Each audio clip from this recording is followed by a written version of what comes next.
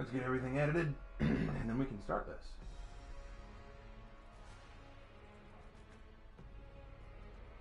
We are live, but let me make some edits.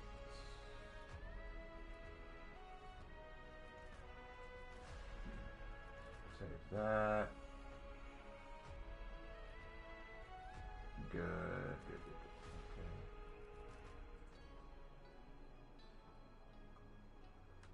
All right, excellent. Give us just a second, guys. Almost ready.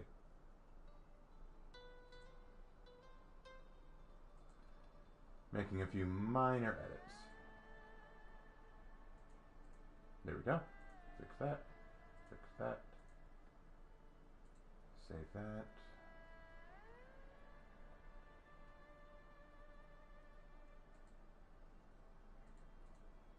And now make it monetize. There we go. That way I can make some money. The Lord knows I need to. All right, that should take care of it. Let's go ahead and hop back over. And we'll get started. Drink some water real quick. All right. What is good, everybody? Hope everyone's excited.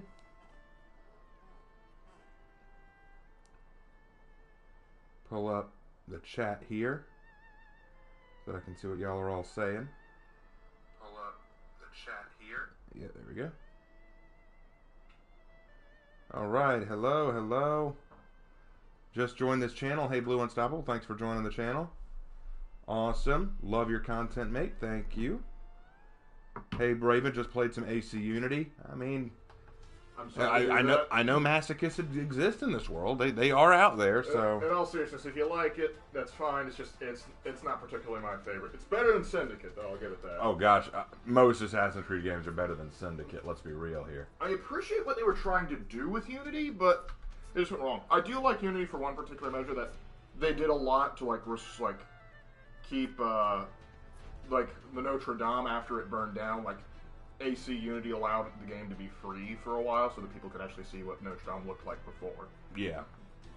And in answer to the question that was just asked by Temp, no, I'm going solo tonight for two reasons. Number one, I just mostly want to relax tonight. I'm not looking to do anything competitive or anything like that. I just kind of want to play chill.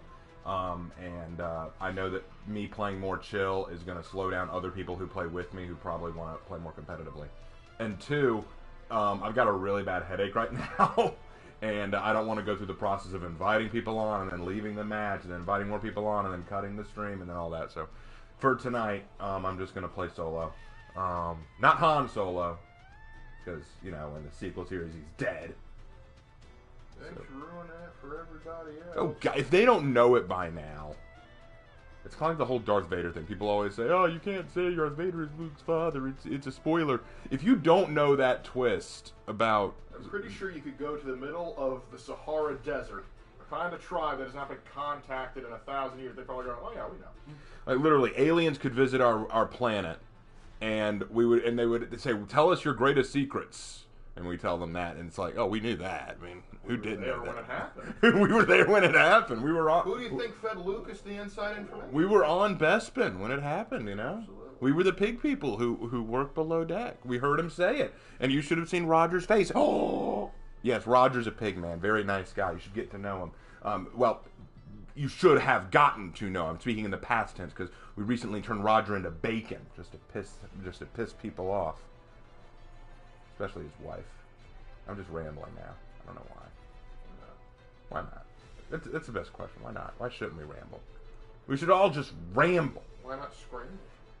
I'm debating. I gotta go an assassin.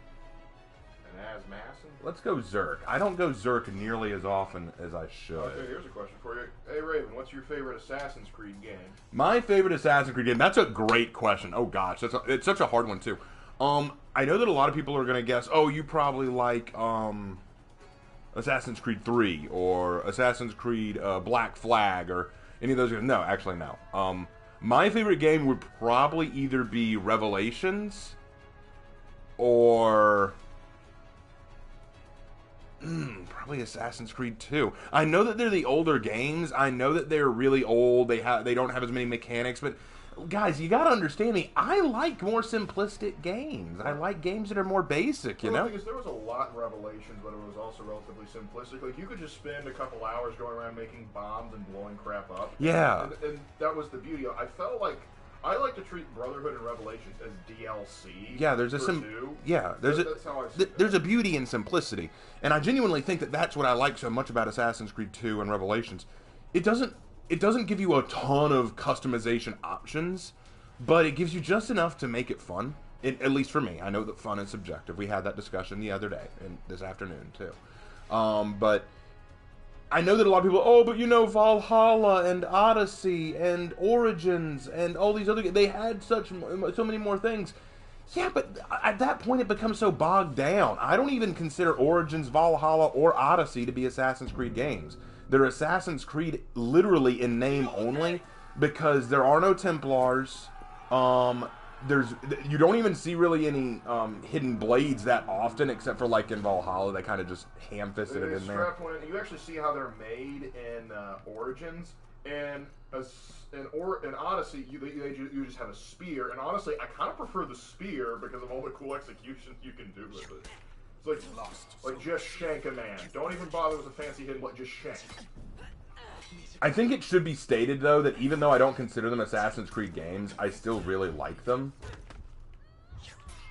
If you like simple games, try Dauntless. Isn't that oh, man, how do you win that? Man, I don't like Kyoshin anymore. Nah, I say that. I know it's me, but genuinely, Kyoshins baffle me. Kyoshins baffle me because, for some reason, I feel like they're able to go into their Allguard way too quickly. I feel like some of them can just drop into that Allguard so fast.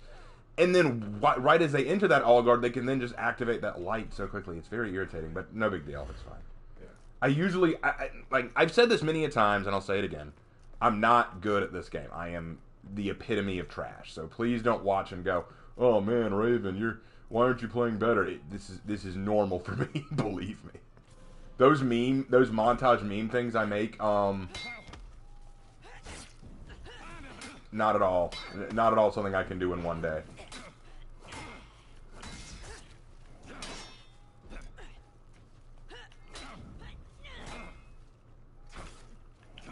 I finally caught a stream! Okay, explain that one to me. How come I couldn't guard break him after that? How come I couldn't guard break him? No, that doesn't make sense. There are times where the dude will be winding up an attack and I guard break and it cancels the attack. But in some cases I'll guard break and the attack just whiffs through anyway. It never, ever makes sense to me. I will never get that. And don't even bother explaining it in the chat. I think there's like an order of like moves and attacks that which can get right of way, I guess would be the best way to do it. But the problem is there's so many different attacks now because of all the different characters. It's so difficult to tell when it will work and when it won't. You lost Zone A.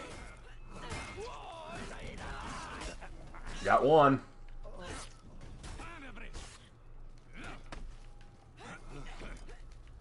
Well, I'm happy to see you, Firebrand. Zone C. And Katsuki Goku Black, that is a most frequently asked question, and we have a video dedicated just to those. Oh! Yes, I got him! I got him! Raven on the 18th of December is Independence Day of Qatar. The Independence Day of Qatar on the 18th of December. Well, I'll be. I guess that makes them the Qatar heroes. I'll kill myself now, don't worry. I'll show you. I actually did not know that. That is interesting. All right, I'm just gonna hold this spot. Grimlock, if you're trash, then I'm a burning pile of garbage at this game. Oh gosh, I literally was playing. This is true. This is a true story, guys. I literally was playing this game the other day, right? And I wasn't doing well. I was having a very bad day. But these two guys were playing, and they were on my team. They were actually on my team. And oh, hold on, I need to focus. Oh, I forgot that was undodgeable. Yeah, but for those of you that say, like, guys, I'm just trash, just remember, it's called a trash can, not a trash can't. Think about that for a moment. Now stop thinking about it, you perv. Oh, good move, Seth. Good move. Anyway, so I was playing the game, and these two guys were on my team, and they were. I wasn't doing well, I managed to actually get a few kills in the match, but I clearly was not doing very well. At the end of the match, one of them messaged me, not like written message, like turns on his mic and says to me, dude, Raven Knight, you need to just uninstall the game, play something else, you're so bad. And I'm like, yeah, I mean, I know that. And he's like, you couldn't even parry properly, dude, you couldn't even parry properly. And I'm kind of like, I mean, we all have our bad days. So trust me, guys, I have really bad takes with this game. Oh, good move. Good move. Hey Raven, I wanted to ask your opinion on the idea that because Kyoshin are so placed in the center of good and evil, heaven and hell, when they become evil, they become Asura. I might have mispronounced that. Ashura. Ashura, okay. Isn't Ashura a singular deity, though? You lost Zone A.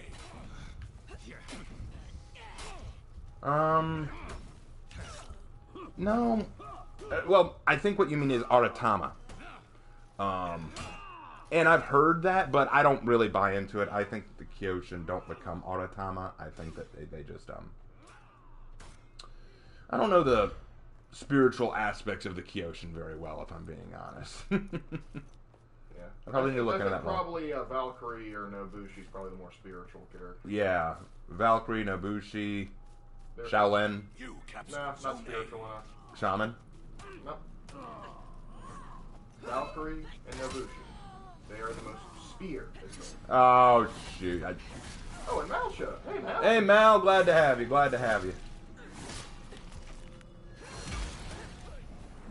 A little late, Shaolin.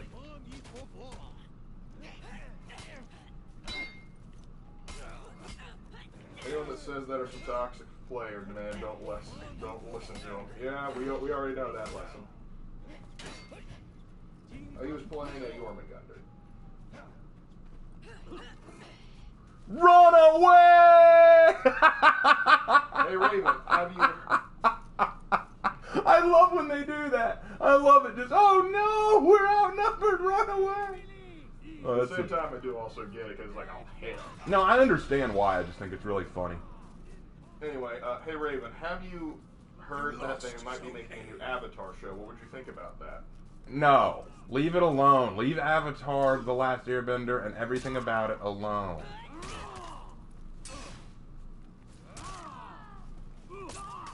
Come on, Sint. Finish the fight! There you go. God. Me of all things, but I mean, do it the way. I mean, however you want to end it. To be fair, I have been in those moments where like they just like seem like they just like launch thousands of attacks and you kind of gotta wait for like an opening. I've done that. Hey Raven, can you play Zanhu later in the stream? I just learned that it has dodge cancels and I started playing. Yeah, I'll play Zanhu. I'm not good as him, but then again, pick a character I am good at. You won't find many. Enemy team is Okay. ready. I do have a question. What is your favorite thing about Christmas? You can answer too, Clark. That's a good question. My favorite thing about Christmas? Oh, hold on. Rematch.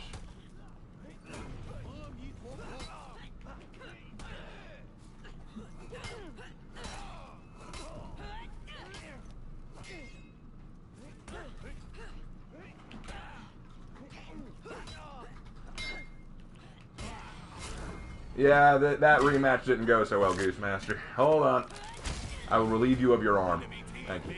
Hey, we needed a little in the hand. Anyway, my favorite thing about Christmas, as a Christian, Christmas is the prophecy fulfilled and the promise kept. It is, I mean, if you read the book of Isaiah in the Bible, it is prophesied that a Savior will come. Because you got to recognize, from a spiritual perspective, from a Christian perspective, all of humanity was doomed to eternal damnation. There was nothing we could do to reach God, nothing we could do to be good enough to reach heaven. We are all sinful, we are all imperfect, and heaven can only accept perfection. What are we supposed to do with that, right? But the book of Isaiah promised from God that a Savior would come, a Messiah would save us. And Christmas is that promise being fulfilled. You know, it's the whole idea of, we give gifts on Christmas, but the greatest gift received on Christmas was the baby Jesus. Now, many Christians would argue Easter's more important because it's when Christ truly conquered death, and that was when salvation came. But he would not have come to conquer death if he was not born first. So I genuinely love Christmas for the fact that it is the promise fulfilled. Now, of course, removing that aspect, like let's take Christianity and my faith out of it for a second. Let's look at it from just the, secular perspective. My favorite thing about Christmas is the fact that, like I said in my video about my favorite Christmas carols, Silent Night is one of my favorites, and the reason why is because it's a call to peace. Christmas is this time of year where I feel like we can and should be able to put aside our differences, put aside our hatred, our issues with each other, our problems. It doesn't matter where you are, who you are as a person, whether you're a female or male, black, white, Asian, Hispanic, what have you, Republican, Democrat, conservative, liberal, SJW, not, whatever. Christmas is a time where none of that should matter. The only thing that should matter is that we're all taking part in the brotherhood of men. I mean, what did the angels say, Peace on earth, goodwill towards men, Ladies, you're out of this. Well, back in that time, men referred to all peoples. It still technically does if you're using the proper dictionary definition. Exactly. But point being, that's what I love about Christmas. The idea that it is about peace. It is about togetherness. It is about the appreciation of the fact that we all can come together as a fellow man. I think that Christmas nowadays has been oversaturated in material and commercialization, but the meaning of Christmas is still there. That's why stuff like Santa Inc. infuriated me so much. Oh, I was asked to do Sanhu, so let's do Sanhu. Let's get that out of the way. Yeah, I don't even know. Yeah, but as for me, I kind of echo what Raven here said. I love the general season of it. Like, just how everything around this year sort of just shifts. Every other holiday doesn't have the same vibe. It doesn't have the same dedication to it. And like Halloween, you could argue they have it as a particular season, but that's just more like a fun, tongue-in-cheek sort of holiday. Whereas Christmas legitimately has a vibe where everybody sort of comes together, even if they aren't necessarily Christian. I mean, I got a Christmas present today from a Jewish kid to put you in how much this season can bring people together. Hanukkah's over, and he was giving me he told me it was a Christmas present, and so kudos to that guy. And also just how much this holiday means to people, particularly with the World War I truce, and I always remember that, and all the good that can be done because of this season. Absolutely. Sorry, I had to get up and get more water. But yes, that would be our answer to why we love Christmas. It is easily my favorite holiday. Anything else? Yes. Let me see. Back down. Okay. Question for you, Raven. Right now, my father and I are watching the Witcher Netflix show. So what do you think of the books, game show, and the anime film? The anime film was awesome. Okay, let me just say that right off the bat. The Vesemir's Past thing, Nightmare of the Wolf, that was sick. I loved that. I loved that movie. One of the few good things that come out of Netflix in a while. The books are good. You gotta kind of slog through them though. They are very heavy. They're still good. I do enjoy them. I haven't read all of them yet. I need to. I have played Witchers 2 and 3. 2 was but 3 is phenomenal. I love Witcher 3: The Wild Hunt. It is a fantastic game. I'm actually still in the process of playing it. Well, this is your third playthrough? Yeah, this is my third or fourth playthrough of it, but I love it so much. It's just such a fun game.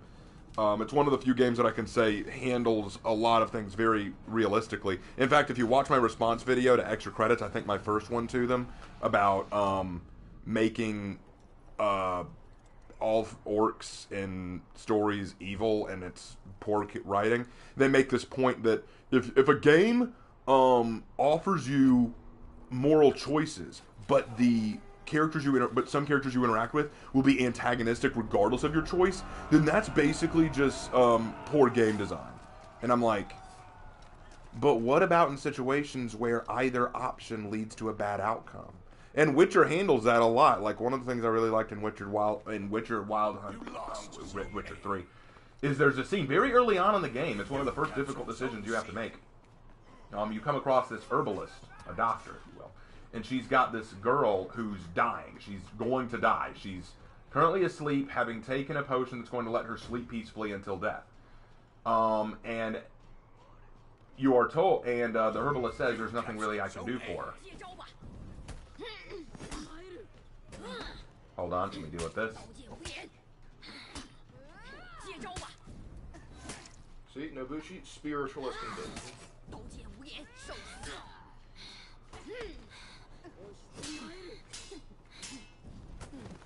Salmon is a cool mistress.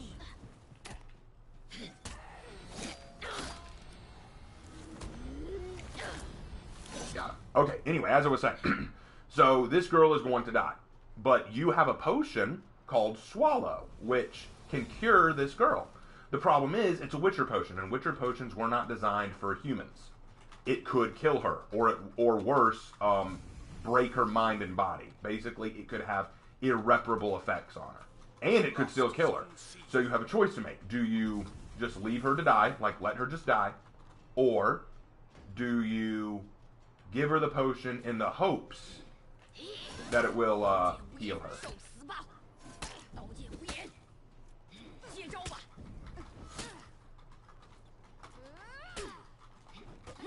Oh, good move.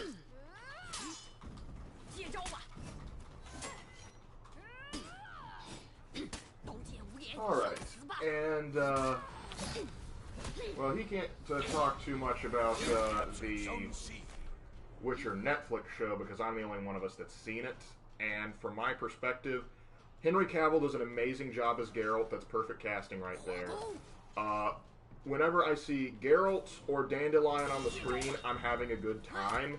Any other time, I'm typically confused as all get out, because as much as I love the Witcher series and the stories alongside it, unless you're familiar with the books and the games, the show is confusing to watch, because it jumps around from times and plot lines. So, if you've read the books, you probably understand, oh, I know where this is going. But if you don't, it's going to be incredibly confusing unless you have somebody close by that can explain things. And also, I think I would be remiss in saying, like, I don't agree with some of their casting choices, because, you know, diversity quotas.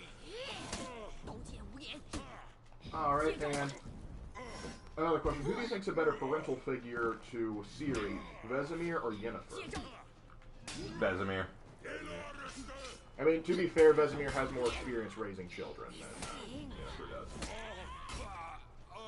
Thanks, Shaman. You captured Zone C. Yeah, I like Sanhu, but sometimes it can be really infuriating, no question. Oh, and I love my Sanhu's drip right now.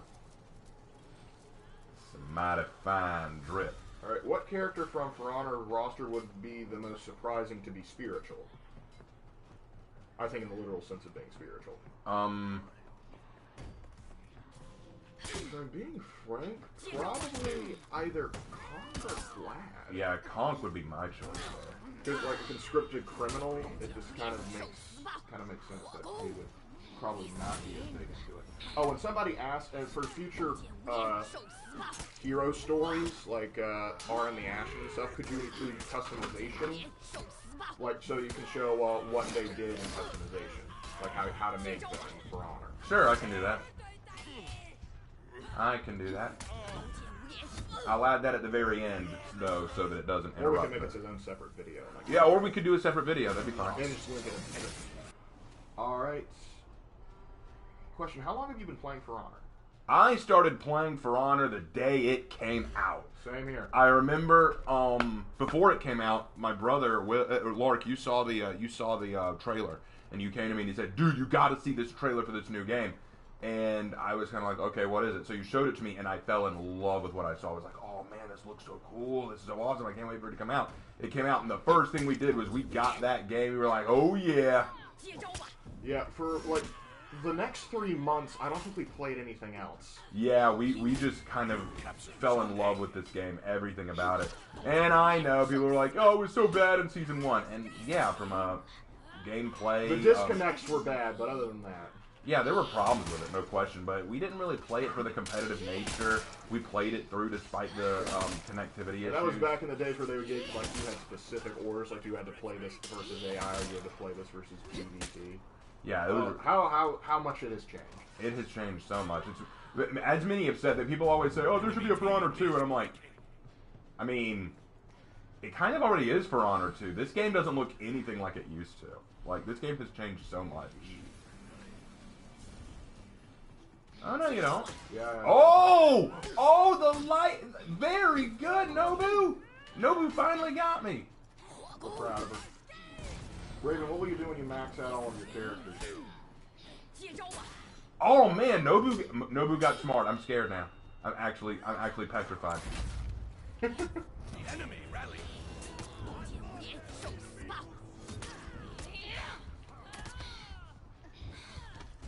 Enemy team is breaking. Oh, she got me! Yes! Ah! I'm so proud. I'm actually not even mad. So betrayed. I'm actually not even mad. I'm actually impressed that Nobushi finally got me because I've killed her each time I've come up against her. So I'm kind of like I kind of wanted her to get me. If that My makes little sense. baby girl's grown up so much. It's kind of like at that point it's almost like oh man I hate bullying you. Nah. She did good. She did good. She was good. She did just fine. Hey Raven, what's your thoughts of the God of War games? I've only played the new God of War games.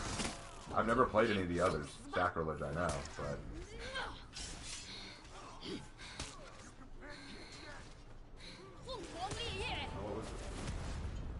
Start running, Raider. Yeah, sorry. Start running, Raider. You didn't answer the question earlier. What will you do when you max out all of your heroes? Oh, when I max out all my heroes, I don't know. I don't know. Open a coffee shop, maybe? I mean, hard to say.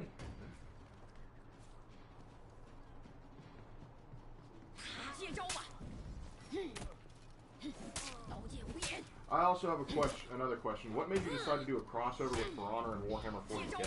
I always kind of thought that'd be a cool crossover concept. I always thought that'd be kind of cool, like, to see what would happen if you added, different creatures or worlds to For Honor. Oh, yeah. Well, nah, I knew it was going to happen because it was a Raider, a Lawbringer, and a Highlander just shoving me into a corner. I was going to lose that one. There was no question. But they spent so much time fighting me that they failed to take zone, so now we have a commanding lead, and their Nobushi is dead. So, yeah. Not the Nobushi. Well, the only way they can take that back is if they take back C. Have you seen the trailer for God of War Ragnarok? I've seen hints about it. I know what the controversy is there. And believe me, when I mentioned it on Slanderous's video, I was attacked quite incessantly for my position. Trust me, that I know exactly what the controversy is there. Yep.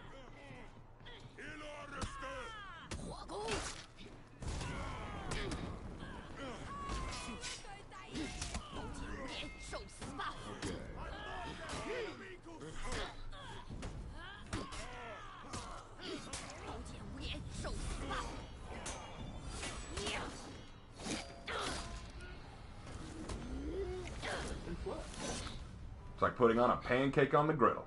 Victory. More blades. Dark statue. Alright, so you got your Tanhu gameplay. There you go. Alright. Oh, guys, don't be toxic. Come on. Is there a game that you'd want to cross over with For Honor, but would also match, to a degree, the world? Witcher. Witcher would probably be a good Witcher would be a good Witcher has done crossover. they did crossover with Soul Calibur, and they've crossed over with Monster Hunter World, so it's not without of the realm of possibility. Yeah, I could see it working okay here. I actually liked the concept of the Monster Hunter World crossover, That thing was but that was so impossible to beat.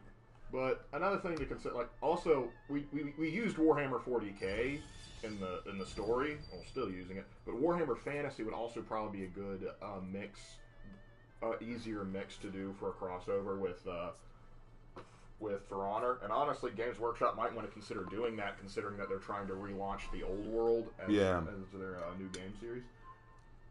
How do you feel about Conk's rework? It's too strong. Yeah, Conk's rework, the things that they've got planned for him, he's going to be way too strong. He's going to be what Shinobi is right now. Oh. Hey, Raven and Lark, what's your favorite Disney movie? What's our favorite Disney movie? Oh man, that's mean. That's a mean question because there's so I'm many. assuming we're putting Star Wars and Marvel out of No, this. we're not counting Marvel or Star Wars. We're just counting like the animated Disney movies, man. And that is. I'll allow Pixar to be thrown in there. We will allow Pixar.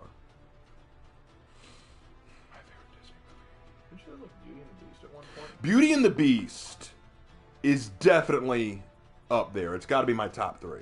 I would probably put it up there with Hunchback of Notre Dame and The Lion King.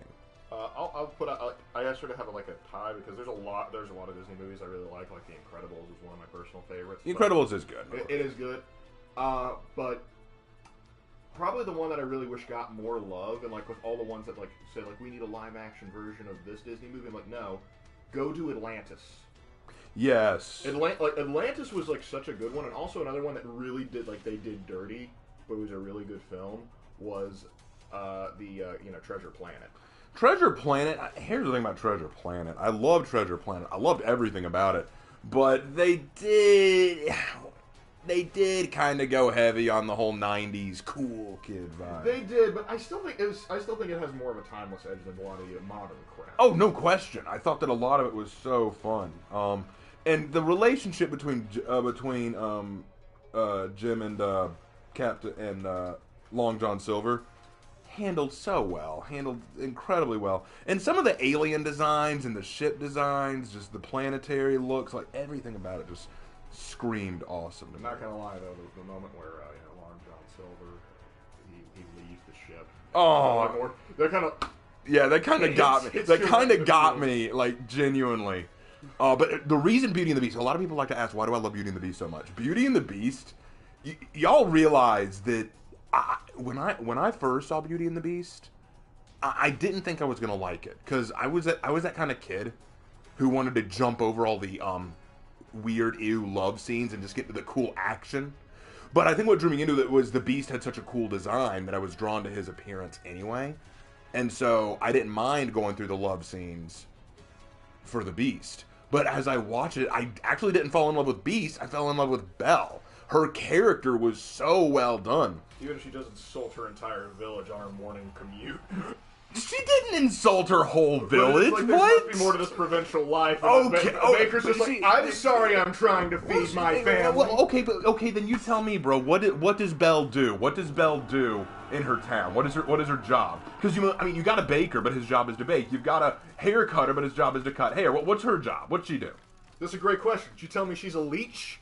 Yeah, exactly. Well, that's the thing. She doesn't do anything. In a medieval setting, and she is not doing anything to produce. She is a net negative on that town. Well, no, here's the thing. When someone like Jasmine starts singing a song about how they, or Ariel starts singing a song about how they want more, or they want to see the world, or they want something more than what they've got, I'm always like, you're a freaking princess. You're fine. True. I'm just saying, she could be. Maybe she could be helping out around the house a little bit. That's all I'm saying. But then again, she does go on a quest to like try and save her father, so we got to give her kudos for that. We'll give her kudos for that. Still. Dang, where was my hyper armor when that hit? The creator of Hellboy was the lead designer for Atlantis. That's why I think it got a comic book feel. Is that so? That's awesome. Grimlock, Raven versus Lark. In what regard? Well, no, they're talking about us arguing about Belle. Oh, okay. But my thing is, Belle actually didn't have anything. She was just the inventor's daughter, and everyone thought the inventor was a lunatic anyway. So she literally was coming into this with less than nothing. She doesn't have a job. She's living off of her father. Her mother's gone. Her father is just the crazy town coot who's trying to build some random machine that he hopes will make him popular. And that's... not even sure how it's going to make him popular. So,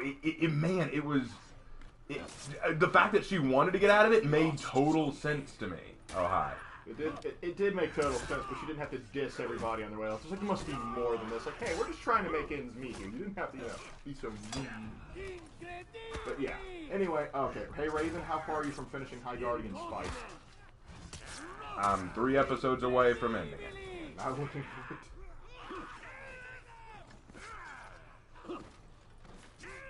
Okay, Raven Knight, who would win?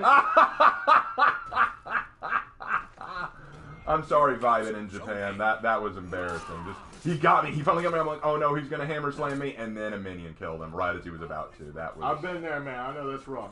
That was me. Anyway, who would win at the peak of their strength, Vesemir or Geralt? Geralt, probably. Yeah, his main character status is there, but I won't be lying. Vesemir, as a young age, he got some grip. Leave it to a warlord to just start throwing his lights. Is there any For Honor hero that doesn't spin? I've never seen Centurion spin. You mean like a spin class? Is there like a Nobushi somewhere that's leading a spin class of For Honor heroes? Somebody's gonna draw it now, I'm sure of it. I've never seen Centurion spin. Am I missing like? Unless it's one of his combos, maybe. Is there like a? Are you referring like what spin are we referring? I think he's talking about like spinning and like a spinning attack. Ah, okay.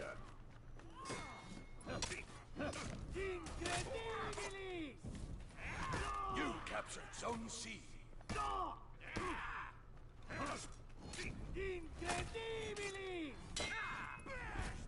I commend you, Raven, to reach this far into High Guardian Spice without being high yourself. Hasn't been easy, I can tell you that. Many a times he's had to cry himself to sleep.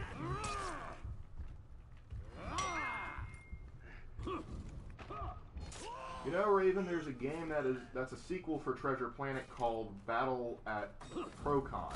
It has the, I guess, in the feel of Battlefleet Gothic mod into a Disney movie. Check it out. Oh, okay. Hey Raven, in past events there's this Ilma Blacksmith Ubi rarely mentions. They should add her as a new loot system to create armor and weapons that you don't have instead of grinding. That would be an interesting idea, but I think the idea behind the grinding is to encourage people to keep playing match after match after match to keep the algorithm going. So if they did that, it might discourage constant playing. But I don't know. I don't know how to call that. I'm not a game designer. I'll leave that to my betters. That's not something I know very well. Regulator 2000 BC. Peacekeeper, go heal. I got this. Before Christ's Empire. Regulator, I love it, but as a historian, like when I first started hearing like BCE versus CE, I got so confused, and when I found out the reason why, I was like, why? Makes no sense, because I always like hate the common era things. Like, what makes one AD or one CE common era, but one BCE before the common era? There's only one commonality there. All right, Peacekeeper, come get him. Ooh, Guten Tag, Eric. Guten Tag. Well, Peacekeeper didn't come to help me, so I'm mad at you now, PK. I'm hoping to get more Skaven for Christmas, and I'm going to paint them in the style of plain Vulcan, basically volcanoes. Heck yes! That'd be cool. What's more horrifying than a group of ratmen if those ratmen that are on fire? That is a terrifying rat man. Never underestimate the power of the terrifying rat man. Now make it a rat ogre on fire. Hold on, Warden. Stay alive. Stay alive, buddy. Stay alive, buddy. I'm coming. Hey, Raven, have you ever considered playing Divinity Original Sin 2? No. Never even heard of it, so no. I've touched it once, and I just never really got into it. I'm not sure if I'm playing it right. Probably not. What's up, dude?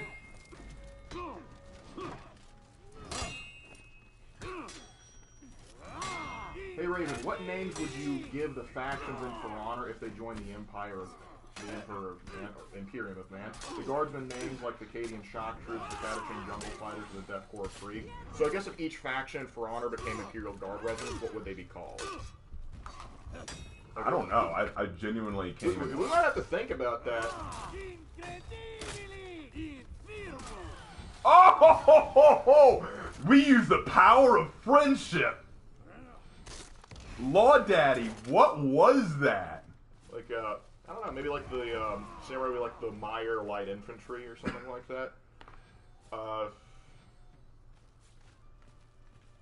Alright, Warlord. Who do you think is the worst spam in For Honor? That's a good question.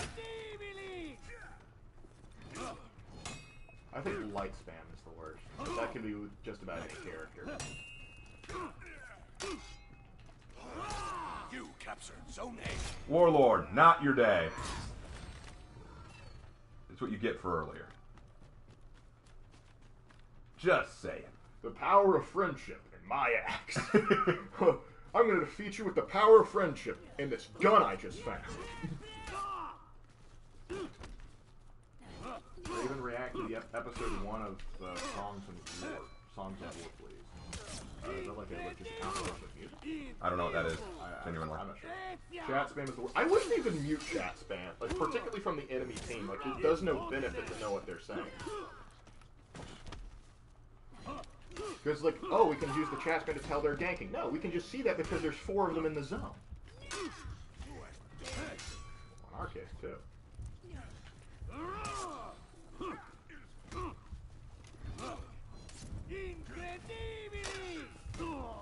Finally got me with the lights. Oh. And J Alucard J, well, thanks. I think Valkyrie's a little butthurt. I think Valk is a little butthurt. Anybody watch the Hawkeye show? I have not watched the Hawkeye show. I learned that it was a thing today. That's. I don't care. I genuinely don't care. I have so little interest in whatever Marvel puts out anymore. Like, none of it appeals to me. None of it. Instructions unclear. I chopped down my house and grew full plate armor.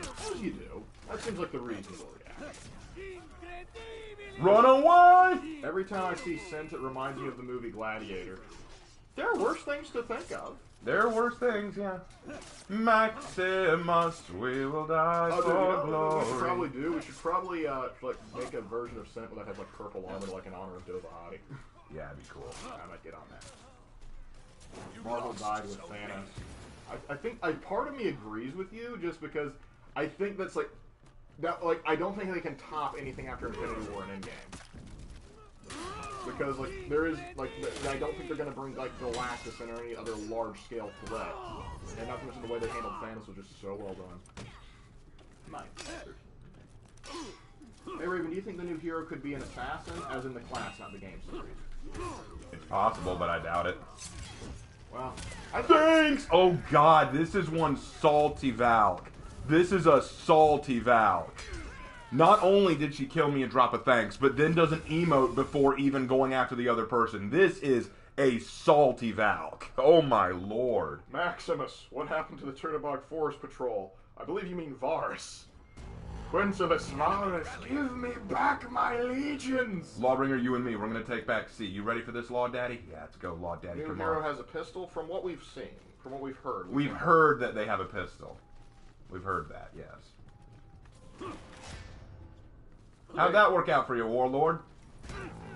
Hey, Raven and Lark, what government do you think is all around better for the galaxy? The Galactic Empire or the old New Republic? Confederacy of Independent Systems. I'm kidding. It's kind of hard to say. Like, the Galactic Empire, it depends on who's running your sector. Because if you got somebody like Thrawn running around, you're fine. You're doing okay. If it's Moff Tarkin, could go either way, depending on how he's feeling. Palpatine's directly looking over you, you're screwed. Old Republic, it had enough problems that there was enough that Palpatine could easily provoke a large-scale civil war. But I'd say probably overall, probably the Old Republic, because thanks to the new canon, the New Republic is basically ridiculous. But I'm kind of partial to the dogma from like the old Republic, back when it was the Old Republic versus the Sith Empire. I liked that because there was actually a Star War going on.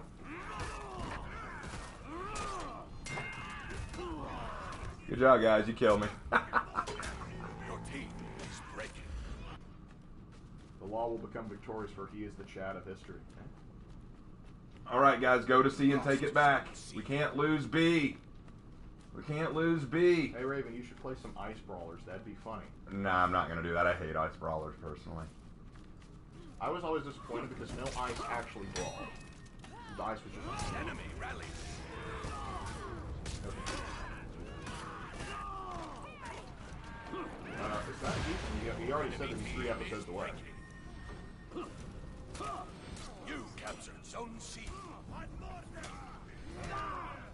Old Republic was made by BioWare, so with them pretty much dead.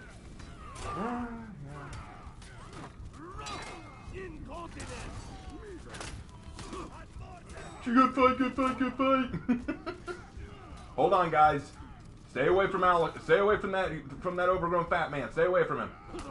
Oh no! Take your own advice, dude. Well, I didn't know he was coming for me. I thought he was going after Warden. Oh, he's down. He's down. Warden, you gotta hold out. Nah, he's done. He's done. Warden doesn't have the health to outlast him. And now watch this, guys. I'm gonna be a prophet for a second. I predict chat spam. Yep, there it is, and emote spams. And now I'm gonna predict that J Alucard and DeSanta Cruz are both gonna quit. They're both gonna quit. I'm gonna put money on that. Okay, here we go. Let's see if they quit. Because quite often that's what you get from people like that. The Shadow Republic versus the Virgin High Republic, exactly. Let's see if they do it.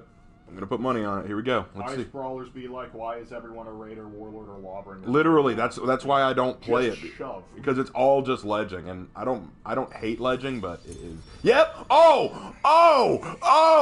The prophecy as foretold. The prophecy as foretold. He is gone, sir. He is history. He ran with his tail between his legs. Oh, so baptize me in oil. I am a prophet. The prophet like he's the one that annoys people with oil. Oh yeah, you're right. Do you even read Samuel? Well, Samuel was also... No, he wasn't baptized. I'm out of bubblegum, sends me a friend request. I don't know who you are, I'm out of bubblegum, but thank you anyway. Okay. Oh, okay, gotcha. He disappeared into the Shadow Realm. You're off to the Shadow Realm, Jimbo. I must go. My planet needs. That's awesome. Okay, who to go now? I've done a Viking, I've done a Knight, and I've done a Woolan. It's time to do a Samurai. When I first heard Lark and Raven's voice, I honestly thought Lark was the older brother. No. Raven is the older brother by 3.5 years. Let's but go. Thank you, Pierce. That makes We've me got feel a warm and fuzzy. You know what? I'm gonna go Nobu Wushi. I'm gonna go Nobu Wushi. Oh, you just said for with Law and Gito.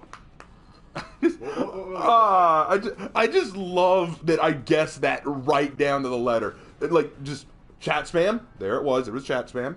Then there was emote spam. And then quit right afterwards.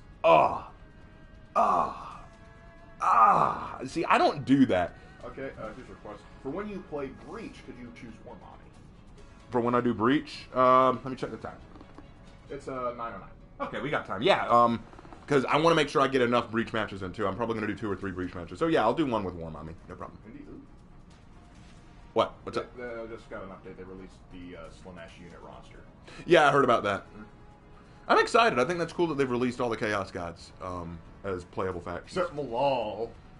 No one cares about Malal. I do. Well, you are one. I guess someone has to. Hey Raven, how much meme power will the new hero have? I don't know yet. Right now, they've got a lot of meme power, only because of how mysterious they are. But then once they get added, it's going to be hard. And one of them already pulled out. And his name was Rasengan. The Naruto had to pull out before things got real. He didn't have enough chakra. He just didn't have enough chakra. Or is it Katra? Get your Katra. Oh my gosh. People have been asking when are you going to do the Naruto rants. I've really got to sit down and make sure I get this right when I do the rant. Another one of them quit. What? Why are you all quitting? Why are you all quitting? No, seriously. They've lost both of their Orochis and one of them became a Nobushi out of nowhere. What is going on? I don't know. Alright, take this Chat down. spam, emote spam, leave the game. You have received an achievement. Coward. If only we were on Xbox. Skynet has taken over the match. Ooh, good move. Malal's a cool guy, I swear. That's like Kane is a badass. Trust me. I don't know, Pierce. I think I'm detecting some stars. Average chat fan versus the Chad. Good night and good fight. Enjoy.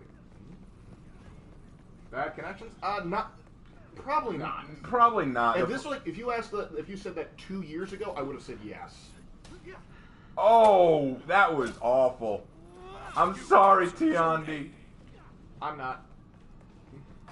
Oh, hold on. What happened? Oh, and he's oh, you must have been on my team earlier, Gengar, because you gave him his just desserts. He's gonna quit too. I'm gonna bet he's not gonna stick around long. What is this? What's this? Orochi's in the zone. Hey Raven, if you could send any awful character in a book, movie, or TV show to the Forever Box, who would it be? There's too many. Whoa! He yeeted himself out of existence! Hold on, Shinobi, I'm coming. I never thought I'd say that in this current meta. Oh, and by the way, no one had... No one has managed to change my mind yet on my position on Nuccia being the weakest of all the heroes. Great, they're going to be doing that, particularly when there's 3 of them. Oh, cool. Oh, dang it. Oh, no. Hey, Raven, who would win in real life, a Warmonger or a Highlander?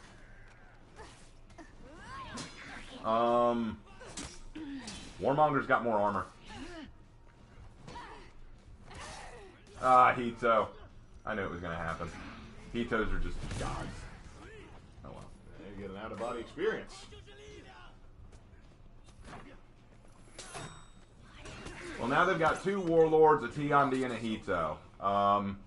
We've got a Shugoki and a Raider, that's good. And we got a Shinobi, they're gods, but it's just going to be a tough one. This isn't going to be as easy as when they had 2 bots. Yep. Alright, I'm coming. Oh, God, they're all just ganking an A. The High Guardian Spy series, Rick and Morty, and Mickey Mouse. Those are my choices for the Forever box. Throw Rick and Morty in the garbage can. Then light that garbage can on fire. Then throw it down a hole. Then leave it to the mole people to deal with. And watch as the mole people declare it a sign of the end times and then begin killing each other in mass suicide. Listen, the Skaven may have done some bad things here and there, but shoving that on them is not kind, sir. Only the Skaven would find anything good in it. They just kill them and turn them into warpstone juice. Like Clan Scry, like you think that Rick's a cool scientist, but until you see Clan Scryer in action. Have you ever seen a Ratman with a minigun? I thought not. You're out of stamina. What are you going to do? Raven, which Primarch do you think is going to come up next? I'm holding out hope that it's the Lion just for him to raise it, have Gilliman centralized all power around himself. I honestly think, yeah, you're probably right. It is probably going to be a Lionel Johnson. He's the most obvious choice to come back. And it would please the fans, which is why Games Workshop might not do it. Because Games Workshop has this aversion of pleasing the fans. Oh, why didn't I parry that? I hit it at the right time. Good fight. Were you wearing your Perry the Platypus hat? No, I was not. That is why. Get him, Shinobi. Hey, Raven and Lark, do you consider the Rebel Alliance to be space terrorists? No, I don't. I consider them revolutionaries. It depends on the rebel cell, because technically, like one man's terrorist is another man's, freedom fighter. However, the vast majority of the actions we see taken out by the Rebel Alliance can be pretty much classified as just rebels fighting in the Civil War. Whereas some of them, like we saw in Rogue One, you could very well argue that terrorism plays a little bit of a role in that. I hate when these 2 gank up. And watch them stay out of my line of fire for, like, the entire duration. Yep. Yep. Yep. I hate Hitakiri. It's enraged Adolf's father, who punished him severely. Is that an oversimplified reference there? Yeah, they're gonna win this one. They've got 3 hyper armor spammers. Like, they've just got 3 characters that are just going to eat damage constantly and just keep fighting through it. And they've got a T-on-D to put pressure on you by kicking you away. They've got this one. They're going to win it. Raven, is it snowing in your country? In certain parts of our country. We're Americans, so there's a good chance, like in the Colorado mountains and the Rockies, it's probably doing probably just further up into North Carolina on the Appalachians, it's probably getting some snow here and there. Shugoki, you go back him up. I'm going to take B. Hopefully, but get where some. We live in the country, no, we don't. We typically don't get snow. Down here in South Kakalaki, very rare that we get unless you're in like the up country, it's not going to happen. Raven, do you plan on returning to streaming Red Dead Online? Maybe. I mean, we wouldn't be against it, but typically that's not what's popular. I like the Republic more than. Oh, look at that! A warlord who light spams. Who would have guessed?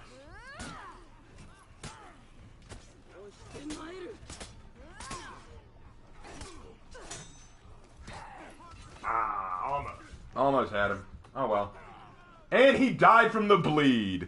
There we go. Justice is sweet. Martyrdom, my friend. I may have died, but I took your heat and soul with me. Have you seen the Ratman mod for Vermintide 2? It's a proper trailer voice acting by the... Okay, so No, I wasn't familiar with it. We've had a limited experience playing Vermintide 2. We enjoy it, but it's just like it's not something we have jumped on as much as say, well, you know, I've Ronic. very barely played Vermintide. But we have played it though, so we understand the concepts and stuff. Yeah, that T&D and that Hitakiri like to team up. I think they're buddies. Are they buddies? Hard to tell. Oh, hi. Hey Raven, would you write a Warmonger who left Orkos and joined Chimera? Maybe. It has to. The idea for the story has to come to me. Hito is in a weird place because if they try to touch Hito, they either make them so overpowered that it's ridiculous or so bad that it's ridiculous. You can say that with a lot of the like reworks, because like look at Shinobi right now. I have lost like 3 times to this Hitakiri. Holy crap.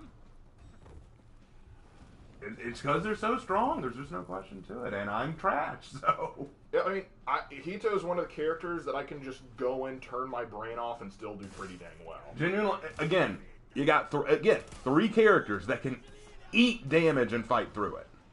Okay, you got 3 characters who are hyper armor users. One of them having a charged up unblockable. Our team, yeah, we've got 3 dudes with unblockables, but and he can light parry. Yeah, I'm up against a god. How do you still have so much stamina? Yeah, his stamina did not go down at all. It's because he's got that stamina hit thing, like where if he gets a successful hit, it recharges his stamina. Oh, God. That was unfair. Oh, man. Hey, Raven, what's your least favorite Dominion map? The bridge. Same here, the bridge. I hate the bridge. I hate it. Hey, Raven, what's your favorite war in history? It's getting spicy there. World War II provides a lot of interesting stuff. I mean, there's so, like, oh, gosh. It's like asking a chef, like, which food do you like most?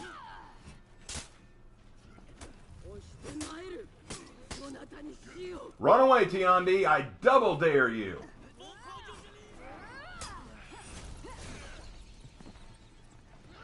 Warlord, we were having a moment. Hold on a second. And I set fire to the Warlord.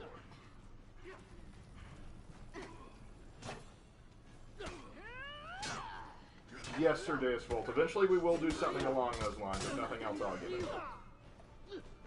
But as far as favorite war, we'll probably stick to either World War II.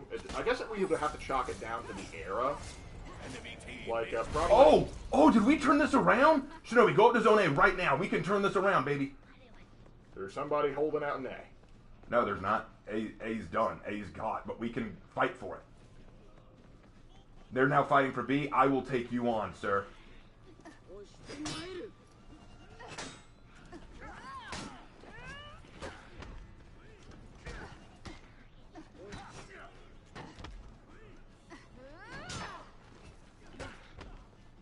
Ooh, Demetrios Vacquez just dropped $10. 1v4 all of them if you can. I don't think I can, but I'm gonna fight them to the last breath. And thank you so much for Hold on! Yeah, baby! Yeah!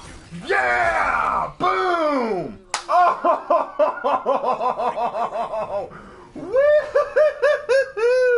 Oh, what a comeback! Oh, that felt good. Oh man, and I predicted we'd lose this one because of their play style, but no, we turned it around. Oh, that's magical. That's just magical. Oh, beautiful. Okay. Oh man, that was magical, and once again, thank you. Yeah, I'm sorry about that. Thank you for donating. What's the name? I apologize if I'm mispronouncing this. Demetrio Vasquez. Demetrio Vasquez. Thank you, Demetrio Vasquez, for sending us $10. That means a lot. That means a whole lot. Thank you so much. Because right now, really tight on money, guys. Thank you so much for anything you donate. And for those of you who bought stuff, they just gave another one. Another 10. They said the win. Oh, that is the win. Oh, thank you, guys. Thank you. That means so much. That means so much. Thank you so much. Actually, truth be told, I want to give a big thank you to my fans right now. Thank you guys so much. For those of you who have bought stuff at the Teespring store, and for my Patreons, you know who you are. If I could, I'd look on it right now and name them off because I only have like 4 Patreons. But to those of you who have bought stuff in the Teespring store and are my patrons. Why don't we start giving the patrons a shout out? Yeah, I need to do that. I told them once I get more Patreons to the point that it can actually be a relatively decent account. Now go ahead and start listing them. All right, well then each update video I'll do a shout out to my Exactly. Patreons. There you go. There you go. All right, I think this will be my last Dominion, and then I'll switch to some Breach matches. All right, and let's see. Hey, I think we mentioned this briefly on the stream.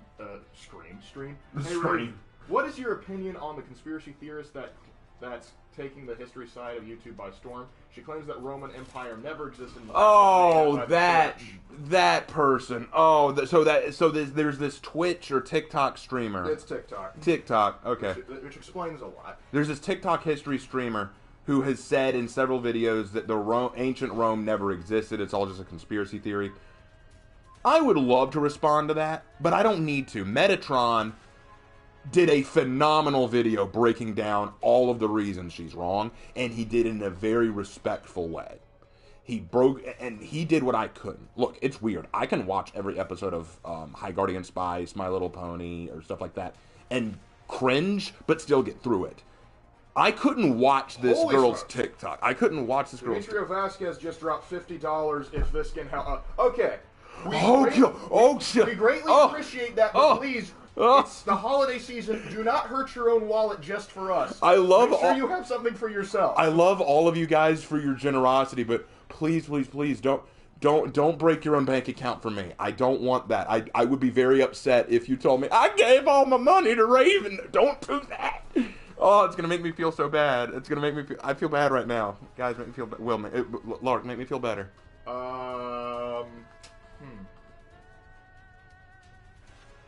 I refuse to, actually. Oh. Anyway, but thank you for the $50. Thank you. But please stop. Please, no more. No more. You've sent enough. Thank you. Please save something for yourself. If you want. Next time you get the impulse to donate, save it. Give it a little something to yourself. Yes, exactly. Give a little something to yourself. But as I was saying about the TikToker, I can sit through really cringeworthy shows and hot takes and be okay. I couldn't sit through her videos. They were so bad. And I would not be able to respond to her videos without getting very, very toxic or hateful. So, Metatron being able to do it was very impressive to me. I like what he had to say. He made a lot of very good, valid points. We may link his video at the end of the stream. But, I heard about this chick, and I haven't seen Metatron's video respond. Whoa! I blinked and it was over. I think they may be mad. I think, well, that Shinobi was on our team last time. Oh, that Hito, though. The Hito's mad, I'm sure. Oh my gosh. What's up? I just got a message from somebody. He's dropped. It's Prince Creeper. He dropped it in the stream too. Apparently that on a macroeconomics exam there was references like SpongeBob and Pickle Rick, and I'm so sorry that you had to see it. I'm sorry, Prince Creeper. You should do some donation notification noise for the stream related to For Honor. I don't know how to set that up. I don't know how to set that up either. Right now, all you have is just me going, oh my gosh. Oh man, even playing the God Shinobi, I am trash. Oh man, I don't think this match is going to go the same way as the last one. No, probably not. Probably not, because they've got a God tier Shinobi and a very, very good Hito. Raven, do you live on the mountains? If we lived on the mountains, we'd actually be getting snow, but... I wish I lived in the mountains, but no. No, we actually live in the coastal region.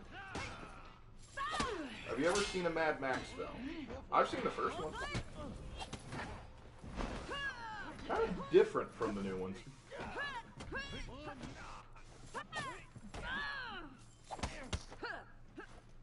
You captured Zone A. Shinobi is a Japanese god, so not that powerful. Depends. Like, there's tiers of kami. Like, some kami are just kind of like, there, and then there's others that are like, very powerful. Oh man, I thought I blocked! There is no block with Assassin, there's only prayer. No, I think Shinobi blocked me before.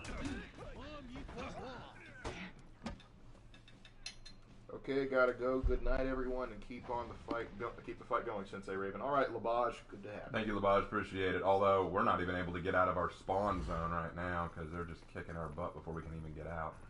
We still have A though, which is impressive. Oh my gosh, Demetrio, we appreciate another $20, but seriously, this is not $90 now.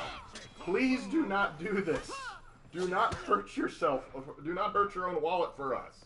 I'm gonna go sit in A for a minute. Oh my goodness. Oh no, you don't, Heath. Thank you. Raven, will you make another Primarch? Not right now. Oh shit! You lost Zone A. Okay, well, we've learned something today. Shinobi might be a god, but even he can't hold off the gank for long. Well, as Hitakiri would probably quote Schwarzenegger, if it bleeds, it can die. My goodness. And they're still just fighting us in our spawn zone. We can't even take zones because they're just killing us before we can get anywhere. You captured Zone B. Oh my gosh. It's actually kind of sad. I'm a little sad right now. Yeah, and they're running off to go gank some more. It's their way. Yeah, but Jaguar, to be specific, we're not against making another Primarch. It's actually like fun experiments and stuff. So don't fret too much over it. I mean, by the 8 divides, I believe you mean 9.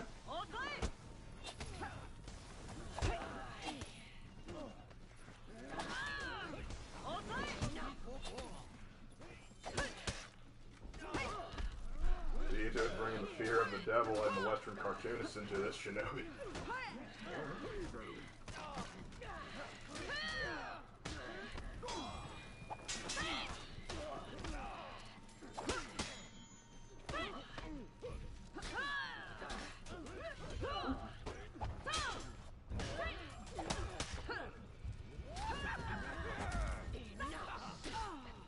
dang, I haven't gotten a kill, people. I have not gotten a kill. I'm playing Shinobi. How have I not gotten a kill? But then again, I'm not alone here. Gengar here hasn't gotten a kill either. Man, this is bullying. This is like and that Hitakiri's just waiting to kill whoever goes over there again. Like, this is just bullying at this point.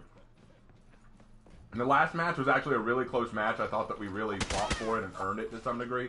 This is just bullying. They are bullying us right now.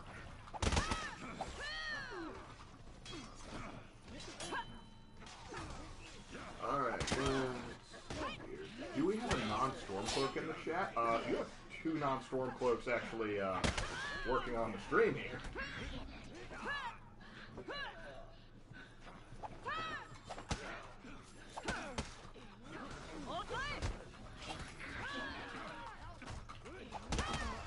Finally got a kill, but Hitakiri stole it. And Gengar quit. What a surprise. Raven, which Chaos God is your favorite? I don't really have a favorite Chaos God. I mean, they're all equally heretical. Aesthetically pleasing, Korn's my favorite. Korn is pretty awesome. Personality-wise, Nurgle's my favorite. Slanesh is Needs weird. to go to rehab. Slanesh is weird, but enjoyable to some extent. You captured Zone B.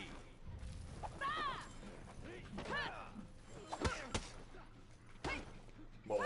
Okay, Jaguar, that's good. Have you heard anything about the new Space Marine game? Only that it's coming along.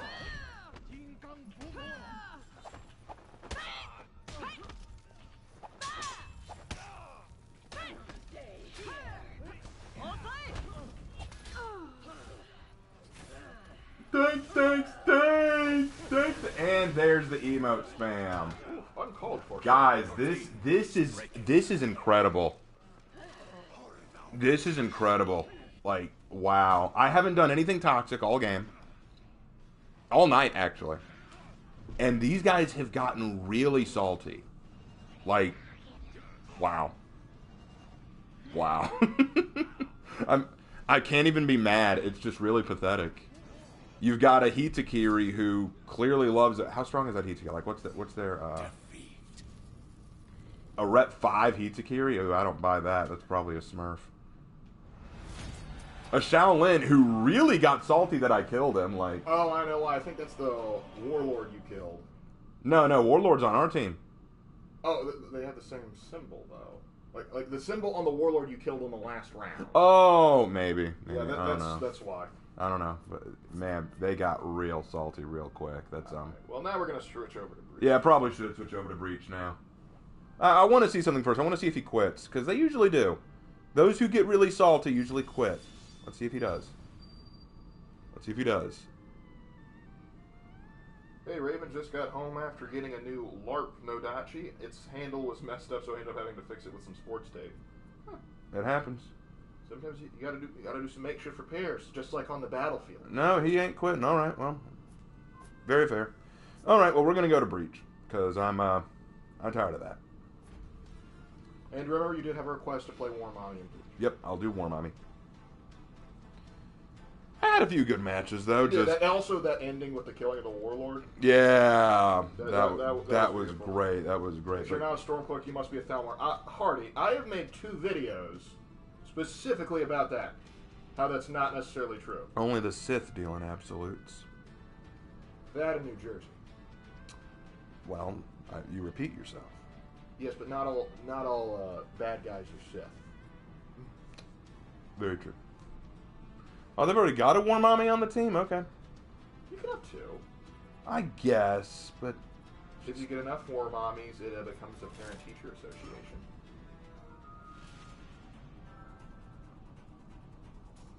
Do you require more warriors, young master? I'm out of bubble.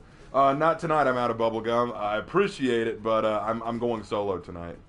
I got a message from I'm out of bubblegum asking if I require more warriors. I didn't know I was a young master. Am I? You are a young master now. Enjoy it. I'm a young master now. Roll with it. Okay. A 28-year-old young master.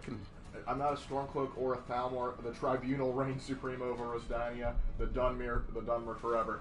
The Tribunal ain't a thing anymore. Or are you talking about the new Tribunal, like the new Trinity that they came up with, like the Daedric gods?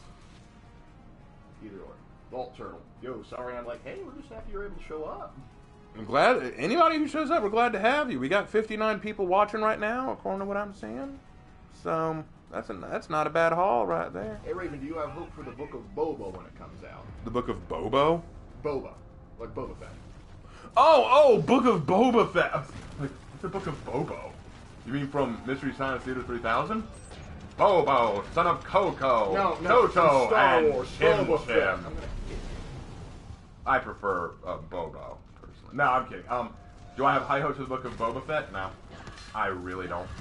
I hope. I want it to be good, but I don't think it will be. I have.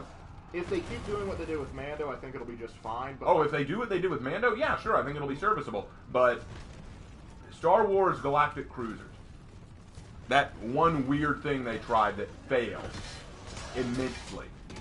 Disney doesn't know what they want to do with Star Wars. Well, the issue is that the problem is the reason I think Mandalorian did so well is because they let the creators just be creative with it. And these guys were fans that were on it. But now that they know this is where the money is, they're going to try and do the same thing they did with the sequels because they have they're tone deaf. They don't get criticism very well. It's never their fault. And so they're going to say, well, they loved Mandalorian. They're going to love that same thing if we just shove crap in it. I hope it doesn't go that route. And I think if they have the right people in charge, it won't go that route. But there is always that possibility that they will just destroy their own IPs because they're more. Well, I mean, look at what they've done with all their animated movies, making them all live action. Yeah. It's like, you guys like this, right? Yeah. Would you like us to, redo it but awfully? No. We really prefer you didn't do that. Like, I can't. The only. Oh crap! The very few live actions that I can think of that I really liked were 101 Dalmatians, but that was before the live action. Yeah, that was before the live action craze. And is there another one? There's always another one. Quote Vesemir, there's always be another monster to slay. Yeah. But I can't think of. And that's the sad thing. There will always be another monster. But there won't and always also be to other quote witches. Vesemir, ow, my back. Probably he said that at some point. Pretty sure. It's a common thing to say for old people. Boba Fett, but with an assault rifle. Just get like Hank Hill to be the new Mandalorian. Hank Hill is the new Mandalorian. I'll tell you what, Bobby. That dang Jabba the Hutt just skipped me one more time. I'm gonna burn his whole palace down. Now, Jabba, I know what you're telling me, but if you don't learn to put your propane underneath your heater, you're gonna realize that Christmas ain't gonna be as hot as you like it. Now, you keep that Rancor down there. I hope you know that if you keep it down there much longer, it's not going to taste as good on the grill. I'll tell you what. What, you mean to tell me you don't plan to grill up Rancor steaks?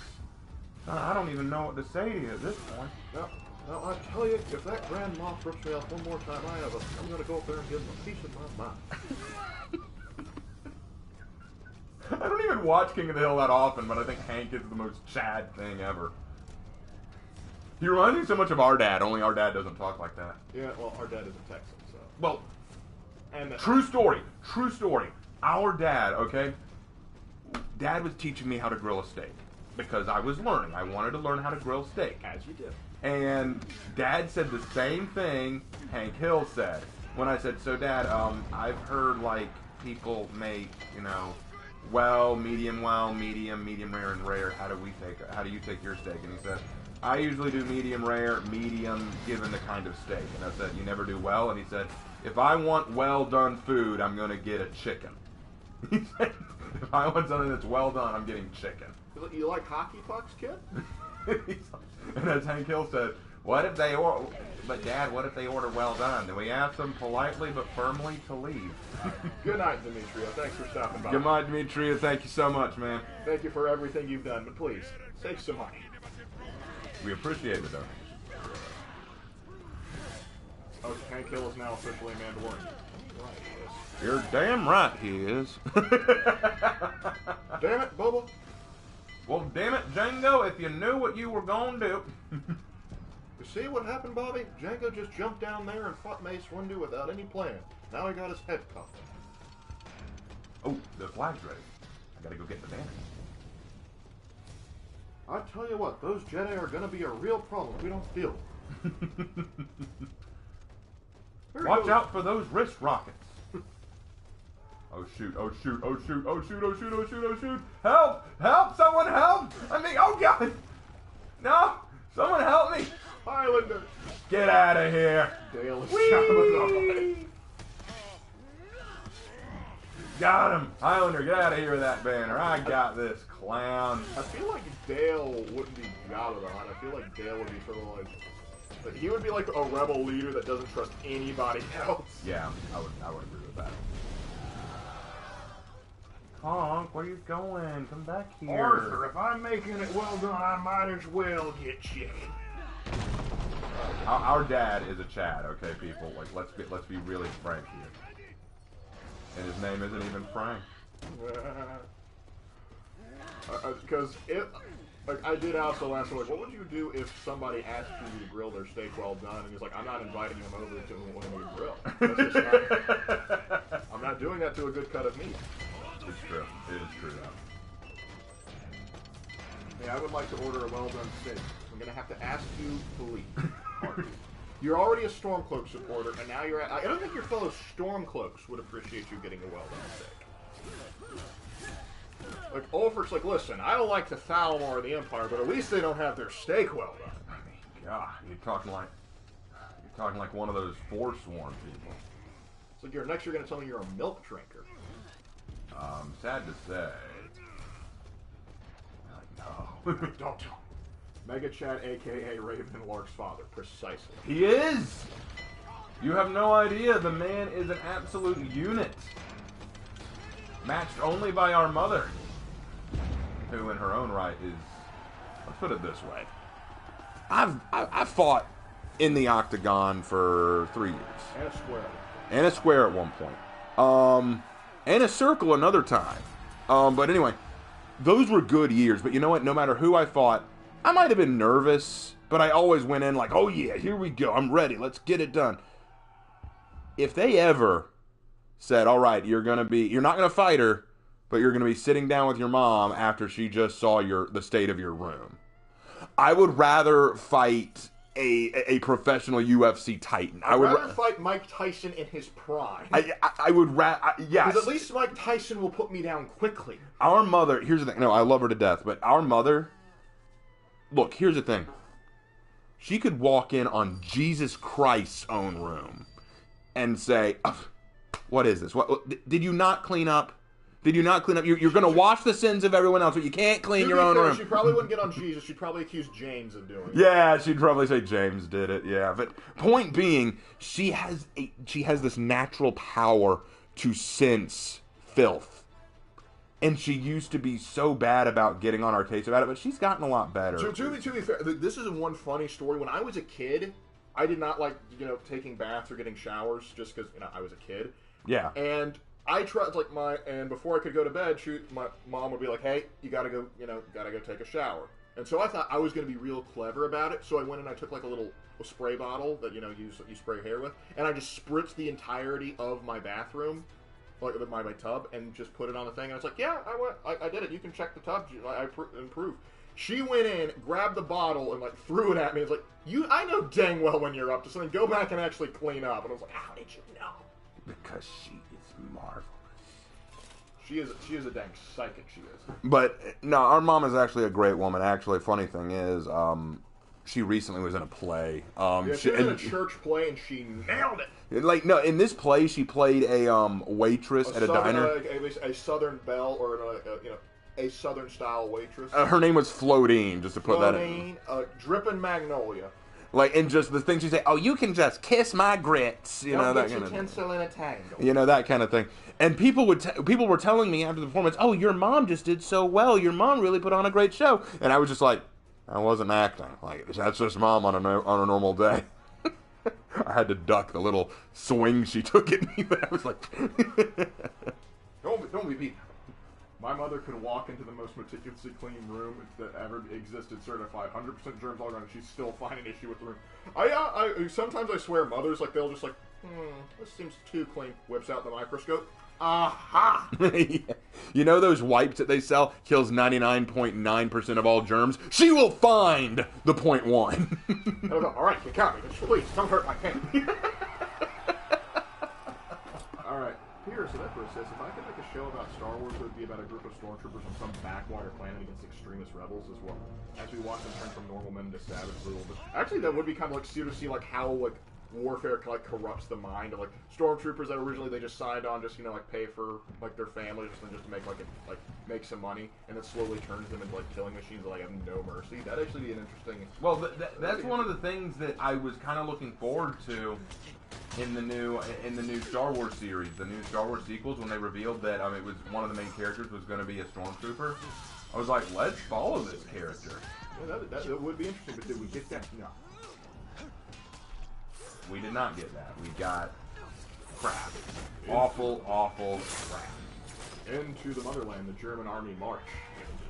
Excellent. Into the motherland, the German army march.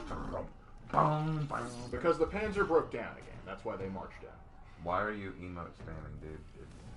He wants a friend, and this is his own. This is the gamer way of communicating. I see. I hope it pleases. Right, but imagine if Ulfric talked like Donald Trump. We want to make Skyrim great again. Would that make Galmar Mike Pence? Ooh, no. He'd have to have more lightning powers. Yeah, he needs to be a lightning mage to be able to do that. I'm sure there's a mod somewhere on Vortex for it. If not, somebody needs to get on that. I've seen Donald Trump's face planted on Emperor Palpatine, Emperor of Mankind, and Emperor of Mankind. Actually, funny thing. Okay, so I'm not gonna say this channel name, nor am I gonna link to the video because I refuse to give him any clout whatsoever. Because that's why he made the response video that he did. But someone actually did make a response video to me when I did my Warhammer video talking about the mistake I think Games Workshop made. This guy made a response video to me. Now I'd tell you to go check it out for yourself, but even if I gave you the link, which I don't want to, it was over 2.5 hours long. Now you might be thinking, it was unscripted too. Yeah, it was unscripted. Basically, what happened is he watched 5 minutes of my video and then decided to live stream himself responding to my video, which meant that he had no idea what I was going to say. He just thought, ooh, I can just do this, and and be very disingenuous about everything he says. And I love it, too, because he calls me dishonest throughout the video, saying he's being very dishonest about a lot of things. Dude, you didn't even watch my full video before making your response video. Let's talk about who's dishonest here. The thing that struck me about that is like, I don't think he was like trying to be disingenuous or dishonest. I think that that's just how his mind works. Well, regardless of that point, that wasn't the point I was making. Yeah. The point is, he tried to point out that the Imperium of Man is evil inherently, more evil than all the others, because it attracts white supremacists. And to prove it, he looked up on Google an image of the God Emperor with Trump's face on it, showing that people who are white supremacists and Trump supporters will compare Trump to the God Emperor. And I'm like, that's a meme. that is literally a meme. Because I can tell, because if that's then we should hate the Imperium of Man for attracting communists, because I've seen the God Emperor of Mankind, but with Lenin. And I've seen it with Obama. I haven't seen it with Bush. I wouldn't be surprised if somebody did it. But that's the thing. People when they really like a political figure or somewhere, they will paste their face over the God Emperor of Mankind just to show their support and backing them. But yeah, that whole video, like that was a chore to sit through. We watched through the whole video, and we ended up just screaming over and over again, how is this dishonest? How is this not getting the point? His favorite thing to do is he kept on calling you obtuse. Yeah, he kept calling me obtuse, and I love that he did that because it's basically a polite way of calling you stupid. Obtuse literally is a way of saying stupid. So literally by him calling me obtuse over and over, it's like, he's stupid, but I'm not going to say the word stupid so he can't accuse me. It's like, I'm going to piss on you, but I'm going to call it rain. Oh, man, it was such a bad video. But here's the thing. The best part about it is, first of all, I wasn't going to make a response to his response, especially considering it was 2.5 hours long. But what made it so hilarious to me was two things. Number one, after making this stupid long video, he sends me a comment saying, oh, dude, here's my video responding to your thing. I hope we can talk about this. I'd like to discuss. I'm like, really? You insult me throughout the whole video. Like, he called you obtuse, racist, fascist. Called me dishonest. Called me a simp. All these things. Saying that he was rolling your eyes at your video. Literally, but then says, "Oh, but I'd love to talk to you about it." And I hope that, and to quote him, he's like, "I hope this will get me some traffic." Yeah, that's the second reason. I'm like, that's the second thing. At the very end of his video, in the last few seconds, he says, I hope this will get me some traffic. I don't think he had any self-awareness when he said that. He might not have known he was still recording. No, I think he knew he was still recording. I don't think his mind comprehend. Because if you look at his channel, all of it's pretty much live recordings and actions. I think that the way his mind operates is just on that level. And so part of me can't really even hate or even dislike him for it, because I think that's just how his mind sees things and operates things. Well, the thing is, he clearly wanted to get attention. He wanted me to respond to him so that he could call me a hater, or he wanted me to talk to him so that he could record our conversation and use that to get back at me. Whatever the case, he would get attention from the algorithm and from my fans, which is what he wanted. But also the dude is very scatterbrained, because I remember he got on you for using a trailer for you used 9th edition trailer, and then he's like, I think I know that trailer, and then he looked up, found the wrong trailer, thought it was that one though, and accused you for using it because it was to a mobile game. And he criticized you for using a trailer for a game that you didn't actually use because the trailer he thought you used was bad. Literally, and he called it dishonest too, and I'm like, how is that dishonest? I used a trailer to make a point. How is any of that dishonest? It just means you didn't like me using the trailer. He also kind of comes after us without using context. For example, in that one bit where I was showing the trailer for that one Dawn of War game with the Eldar, and he tries to point out, hey, you use this trailer, but do you even know what's going on here? The Eldar are landing on this planet to try to prevent a Tyrannid attack, and the Space Marines just attack them without even asking what they're doing there or trying to help them. They just attack them. Doesn't that show you how evil the Imperium is? And I heard you, before I could even say a word, scream behind me, do you know the context of this game? What did the Eldar do? Did the Eldar tell the Imperium of Man what they were doing there or what was coming? Did they inform them of their reason for being there? What did the Eldar do to help prepare the Imperium of Man for this? Because literally they showed up and started attacking them because they didn't want the Blood Ravens were destroying the orcs, and there's like, no, the orcs could buy some time. But did they contact the Imperium to say, hey, Tyrannids are coming? Because the Imperium knows what Tyrannids are. If the Eldar popped out and said, hey, there's a hive fleet coming, we need to work together, I guarantee you the Blood Ravens would at least considered it. But no, they didn't. They just started attacking Imperium outposts, further weakening it because the Eldar are just like, no, we're so big brain, you can't. And like, he referenced text-to-speech device so often, but he missed the text-to-speech device thing where it's just like, where they mock the Eldars, like, but no, I'm not going to tell you how to stop the problem. Well, the funny thing is, he referenced text-to-speech device because my argument was that Games Workshop was claiming that Warhammer 40k is meant to be satire. And I'm like, yeah, but satire's primary function is commentary. It's meant to be making a point. It's meant to over-exaggerate or over-dramatize something to make an overall point. And I was pointing out, that may have been the case at one time, but now I think it's kind of risen beyond that. And his argument was, but haven't you seen text-to-speech device? They do that all the time. Well, the thing is, and I'm like, if that's your argument, then that means the text-to-speech device is satire of satire. Yeah, literally. And also, the thing is, like, there's satire definitely in 40k to a degree, but it's kind of grown beyond that. And that was kind of like your large point in the video. It's like there are elements of satire, particularly when it first started, because they were criticizing Margaret Thatcher's Britain, and considering that Games Workshop is from Britain, that kind of makes sense considering the era that it was made in.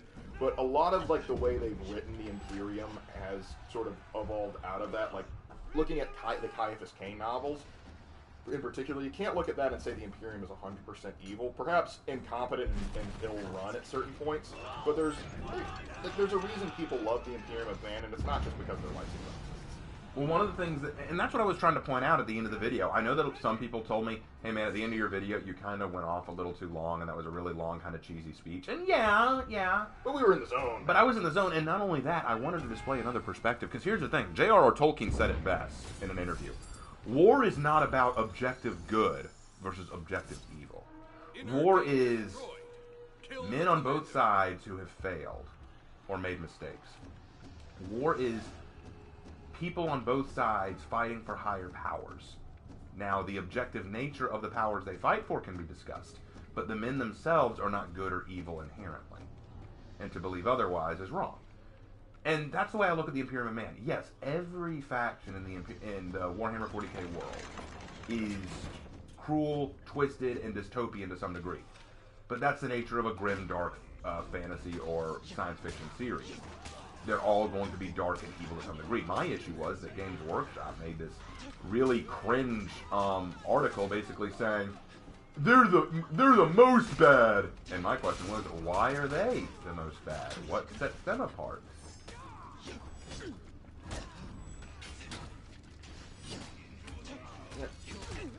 True. But speaking of Warhammer, Skylar Montgomery has asked on multiple occasions. Sorry. I mean, we do that. Raven, what do you think of Space Marine 2?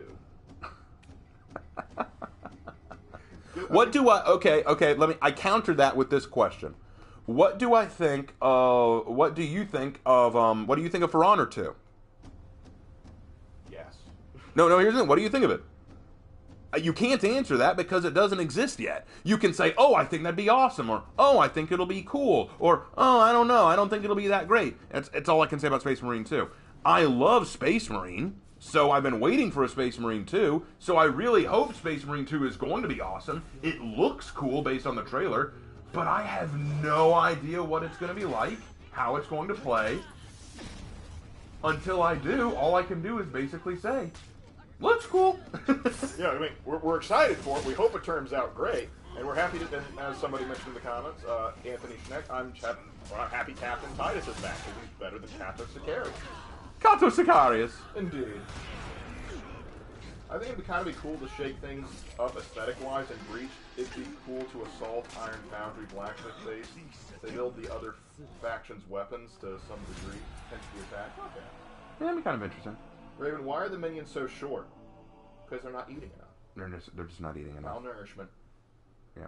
Oh, I only got 9 kills. It was a fine question. No, you're fine. No, it was a good question. It's just when we go into rant mode, we don't notice questions as often. Raven Knight, what was your YouTube name before current name? Now that would be telling. That would be bad. I can't tell you that. I can't tell you my old name. Although I did mention once that Lily Orchard responded to me in a comment when I was still under my old name. So, Lily Orchard, you vapid moron. Anyway, hey Raven, I'm curious, do you generally evil races in Warhammer, such as orcs or the Skaven, can be good or morally just? Or do you think that generally evil races in Warhammer, such as orcs or Skaven, can be good or morally just? To quote Goblin Slayer, if you look hard enough, you might find one. But it is a general rule, the only good blank is a dead blank. I think it's, from our moral perspective, no, but from, like, the orcs and Skaven own moral perspective, if you can even contemplate such a thing. You've got to recognize something about the. Actually, I want to go T-on-D. I kind of have an urge to go T-on-D right now. But let me just put it this way: you've got to recognize our morality, human morality, can be vapidly different from several other races. Like I said this in my orc video that I did responding to extra credits. Why should fantasy or science fiction worlds or races adhere to the morality that we've created? Our morality has been formed through centuries upon generations of trial and error and changes. That's the nature of our morality. Orcs and Skaven and all these other creatures have not gone through the same thing. They will not understand the morality that we have. To an orc, combat, fighting is good. Running away from combat, being a coward is bad. Craving life over violence, bad. Like, their morality is built on such different tenets than our own. So if you ask me, do you think that there could be a good orc? Well, that depends. From a human's perspective, no, I don't think so. From an orc's perspective, any orc that stands up to the enemy and crumps them good is good. Like, from the orc's perspective, they probably love... Why this map 3 times in a row? It's the only map there is. Ah! But, like, from an orc's perspective, the ogres are probably awesome because, like, they just like us, but they pink. The more. But yeah, that's my stance on that. Yeah, my only hope is that they make Space Marine 2 without any battle passes, dance emotes, pride flags, or paints, or... I trends. don't see that happening. I mean... I don't see it happen. Well, keep in mind, the original Space Marine was a single-player game where you played as a named character. It wasn't a make-your-own character. So, this isn't Fortnite. Here's what Emperor says. The only possible good Skaven was Scabicus because he was literally Skaven Spartacus. Mimi Scabicus. Mimi Scabicus. Mimi Scabicus! Yes, yes. Scabicus, yes, yes. And then Clan Molders just like, they all go in the pit. I didn't even know that captain was there. I was just swinging heavy attack. Clown Centurion says, Merry Christmas, Raven. Merry Christmas, even though we're still about... It's the Christmas season. Yeah. Merry Christmas to all of you. And if anybody on the stream is Jewish, happy late Hanukkah.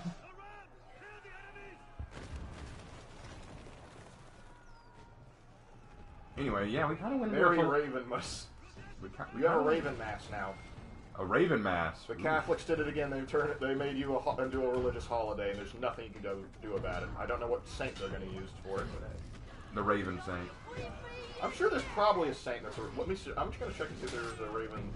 if there's a saint associated with the Raven. But yeah, we kind of went... we kind of dove into some philosophy there, didn't we? That's it, yeah. Who would have thought you'd come onto a Raven stream and get a philosophy lesson? And we didn't even charge extra for that. How about that? Old Genesis 2. The Zhang Jun on the enemy team's name is Old Genesis 2. But isn't 2 meaning it's newer? That name just made my brain hurt. Or maybe that's just... Got one. Saint Vincent of Saragossa. His body was protected by ravens, so there is a saint that has connection, a Catholic saint that has connection to ravens. So baller.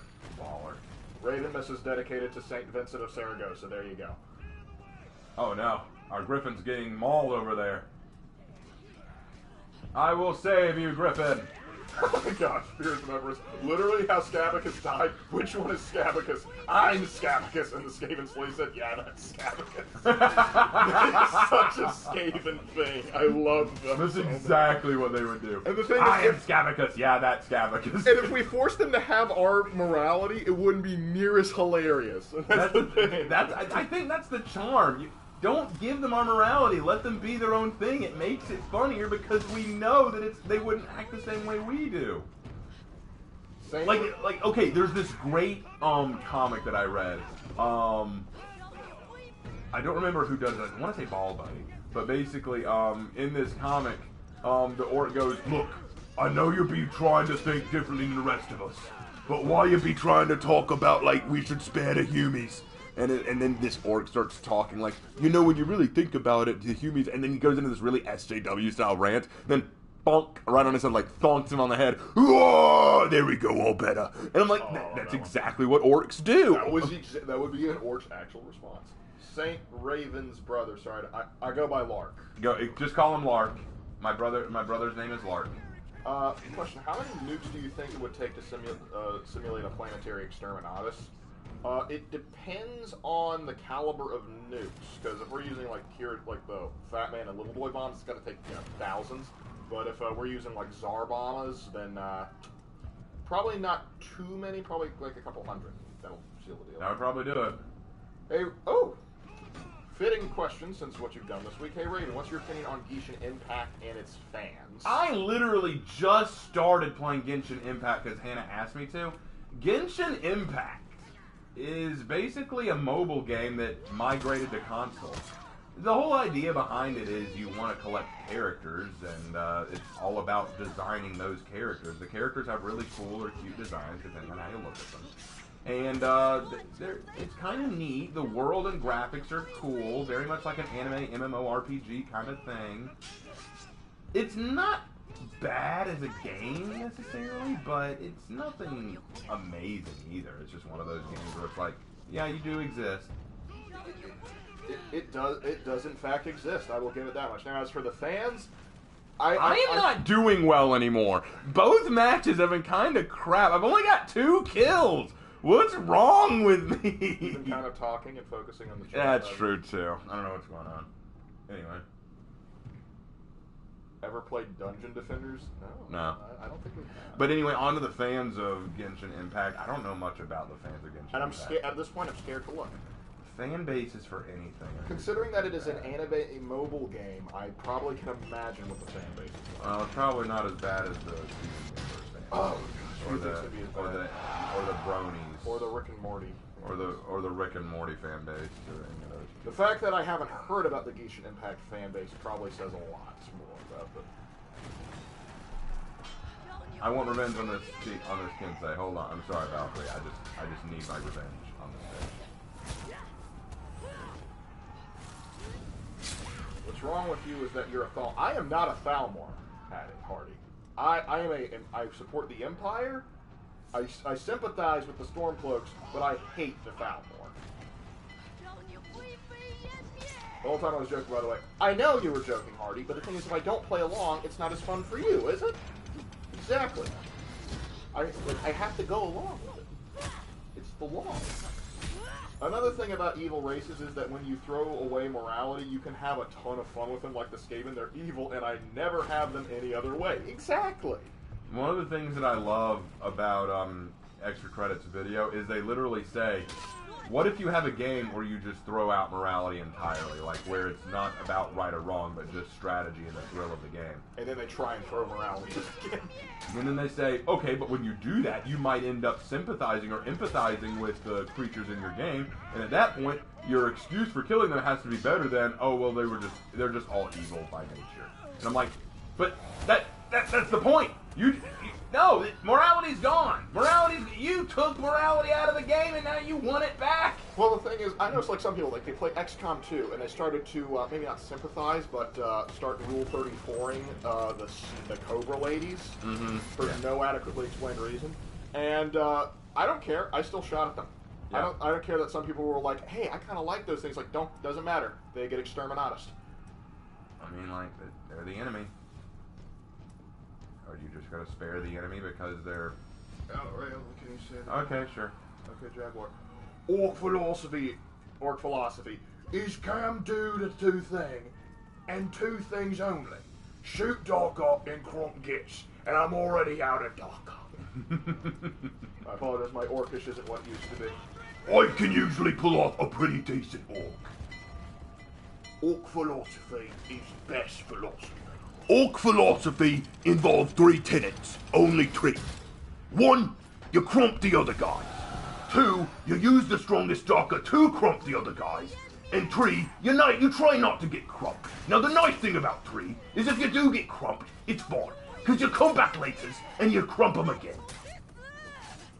Okay, the history guy says, since I have no knowledge of Warhammer 40k, what are the Tyrannids? The Tyrannids, okay. Bugs. They're essentially, they are they're a bug-like race, but they consume biomass. Basically what they do is they travel in living spacecraft across the galaxy, land on planets, and then consume all the biomass. The plants, the trees, the animals, the people, everything. And then use that to fuel themselves and create more of them. That's the way the Tyrannids operate. Now, Space cockroaches, kind of. essentially they're space cockroaches. Well, the thing is, the best way to look at them is take the Flood from Halo and take the Xenomorphs from Alien, hybridize them. That's basically the Tyrannids. Now what the purple. Now what the Tyrannids do, and they want to take a populated world, is they will plant gene seeds, or they will plant gene stealers. Now what they are is, let's say that you have a run-in with a Tyrannid, right? And then they attack you, but you somehow survive and you don't know why. You might want to get yourself checked, because what probably happened was that Tyrannid planted a parasite in you that is rewriting your DNA. So that when you have children, those children will be born as gene stealers. They do not see themselves as human. They see themselves as part of the hive. They see themselves as part of the hive mind, part of the collective. And their goal is to continue to reproduce and have more children and build a large gene stealer colony. If you will. A cult of gene stealers, yes. The gene stealers will then, after they get big and large enough, start causing pandemonium and trouble all over the planet. They'll cause riots for no reason, cause civil unrest, basically take over political positions and make really dumb decisions, cause war everywhere, basically do whatever they can to make the populace miserable. And then while that's going on, they're going to send out a signal to the main Hive Fleet and say, hey guys, they're ready. And then the Hive Fleet can land and take over the whole civilization without much effort. That is the way Tyrannids operate. They're very difficult to beat down and put down for good. They're basically the equivalent of the Skaven in Warhammer 40k. Okay, let's see.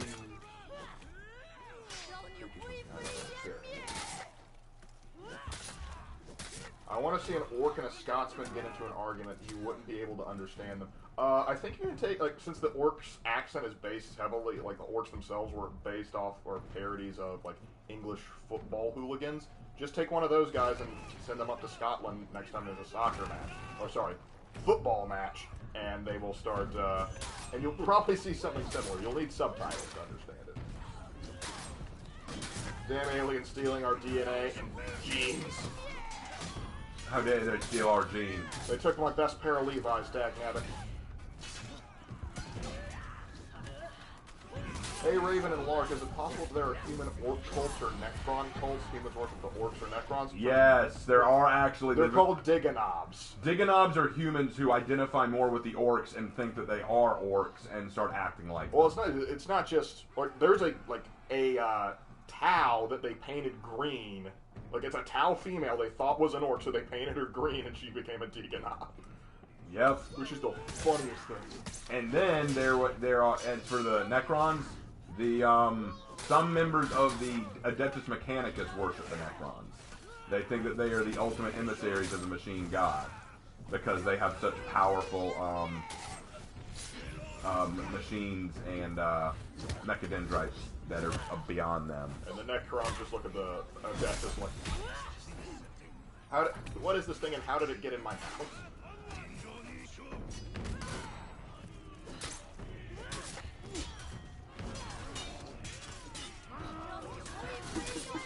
Yes, Hardy, we all make that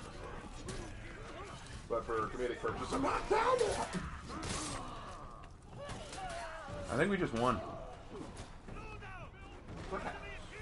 Only time will tell.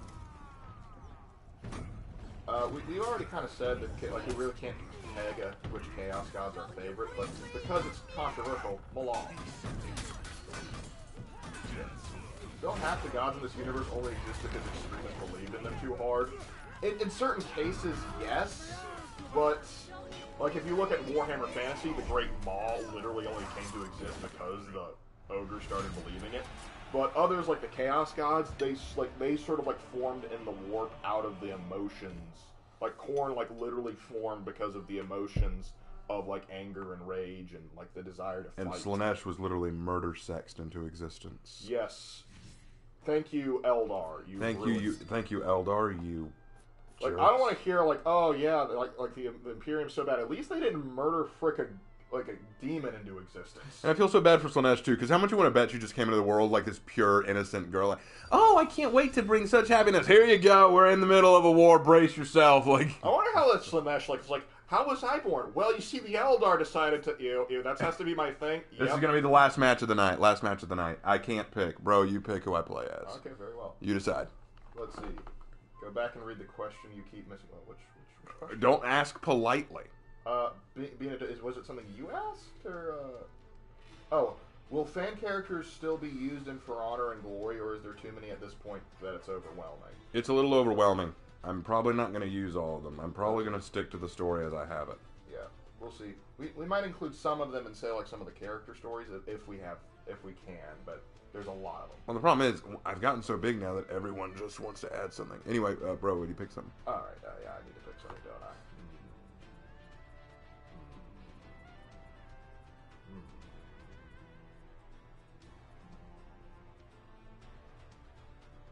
All right, we're getting two for this one, so. Yorm, huh? Jormungandr. Jormungandr. Okay, Yorm Sorry, it is. Sounding rude. Nah, you're good. You're good. You good, man.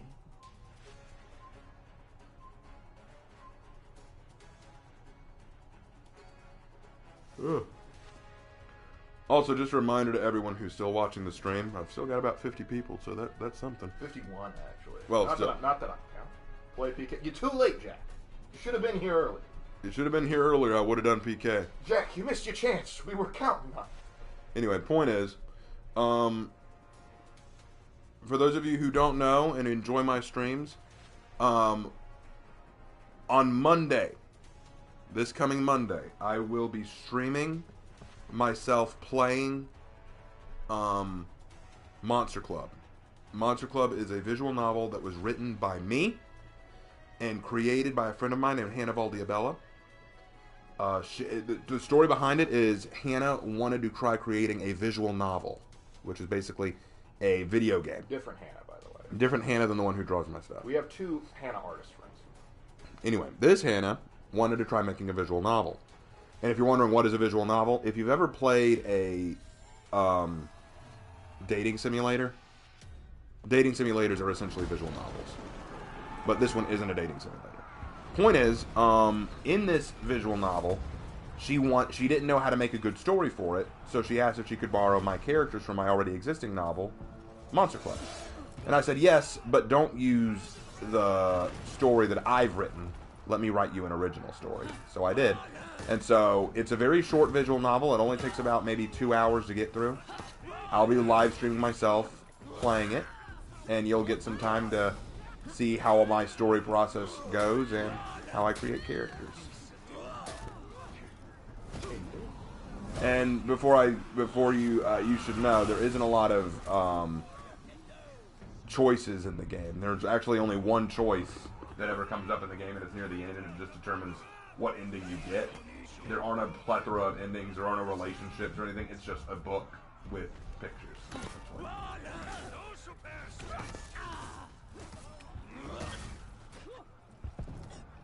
But I look forward to doing it. I played a game called Armorello, and in it is a bunch of animal races that run one big capital city, but they each have their own philosophy because each have a completely different history. Well, how about that? Well, how about that? Bobby?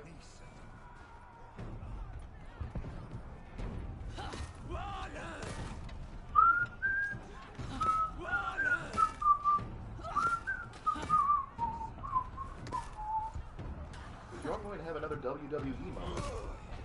No, who's gonna have another WWE? You want him. Oh, I hope so. Because it's hammer time. Gosh, I still remember that one Faram moment I had. Oh, beautiful. And he immortalized it. And, hey, Raven, why are people scared of Slanesh? Oh, they're What people do you mean? Humans or Eldar? Because they have very different reasons.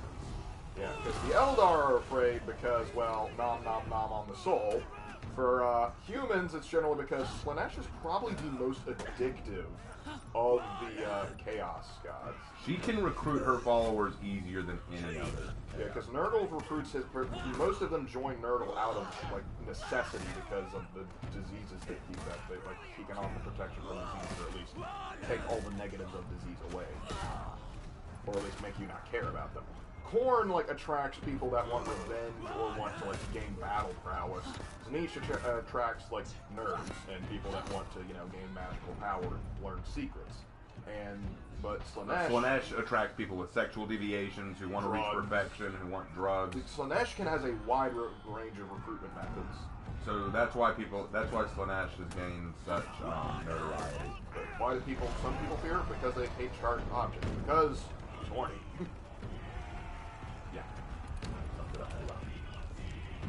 Hey Raven and Lark, what are y'all's favorite bands / artists or genres? I like lots of different kinds of artists and genres. Yeah, there's a lot. We have if you looked at our Spotify playlist, you'd probably think we were insane. But there are lots of songs and stuff that we like. I mean, like my two favorite bands, though, if I had to pick two favorite bands, I'd probably pick Skillet and Sabaton. Sabaton is definitely one of my favorites. Sabaton was good. Yeah, they hit that. I love power metal. I love that vibe, and the fact that it has historical significance to it. I also like Divide Music. Divide, like as far as like YouTube content, like dude, Divide Music deserves to like have you on like major contract labels, but I'm glad he's not because they make him like sing crap. But what he does, like just his passion projects, are incredible. Divide Music is some of the best sounding songs out there. Okay, good. What about Tzeentch? God bless you. Raven, how would you write a multiculturalism in a fantasy world where several culture, trade, ideas, philosophies, and even religion still remain distinct and not melt into baseline cultures? Like, I guess how do cultural interaction in a fantasy world? They don't. No, you don't understand. I'm not being facetious. It is next to impossible to write multiple cultures meeting and maintaining strict separation while still sharing everything. It's almost impossible. There's going to be some synchronity. They're going to end up synchronizing. They're going to end up becoming very identical at some point. Well, maybe not perfectly identical, but they are going to start taking facets from the others, even if they don't understand it, or they're going to react in some way to the other's culture. Right. Like we call America the Great Melting Pot, right? Well, there's a reason for that. People who come to America and move here, unless there are specific places or parts of America that are individual, like your black communities, Chinatowns, all these places that are specifically for these racial communities or for these ethnic communities, unless they're specifically designed for that, there is no difference of culture. They are all Americans. You actually have to separate them or segregate them into different communities in order to keep that difference of culture. Over time, and it takes a long time, but over time, if you amalgamate all cultures together into one group, a lot of individuality will be lost, other than physical traits. Yeah, well, what's kind of like interesting is you can't write like sort of like in one of the stories, Tempest Blade.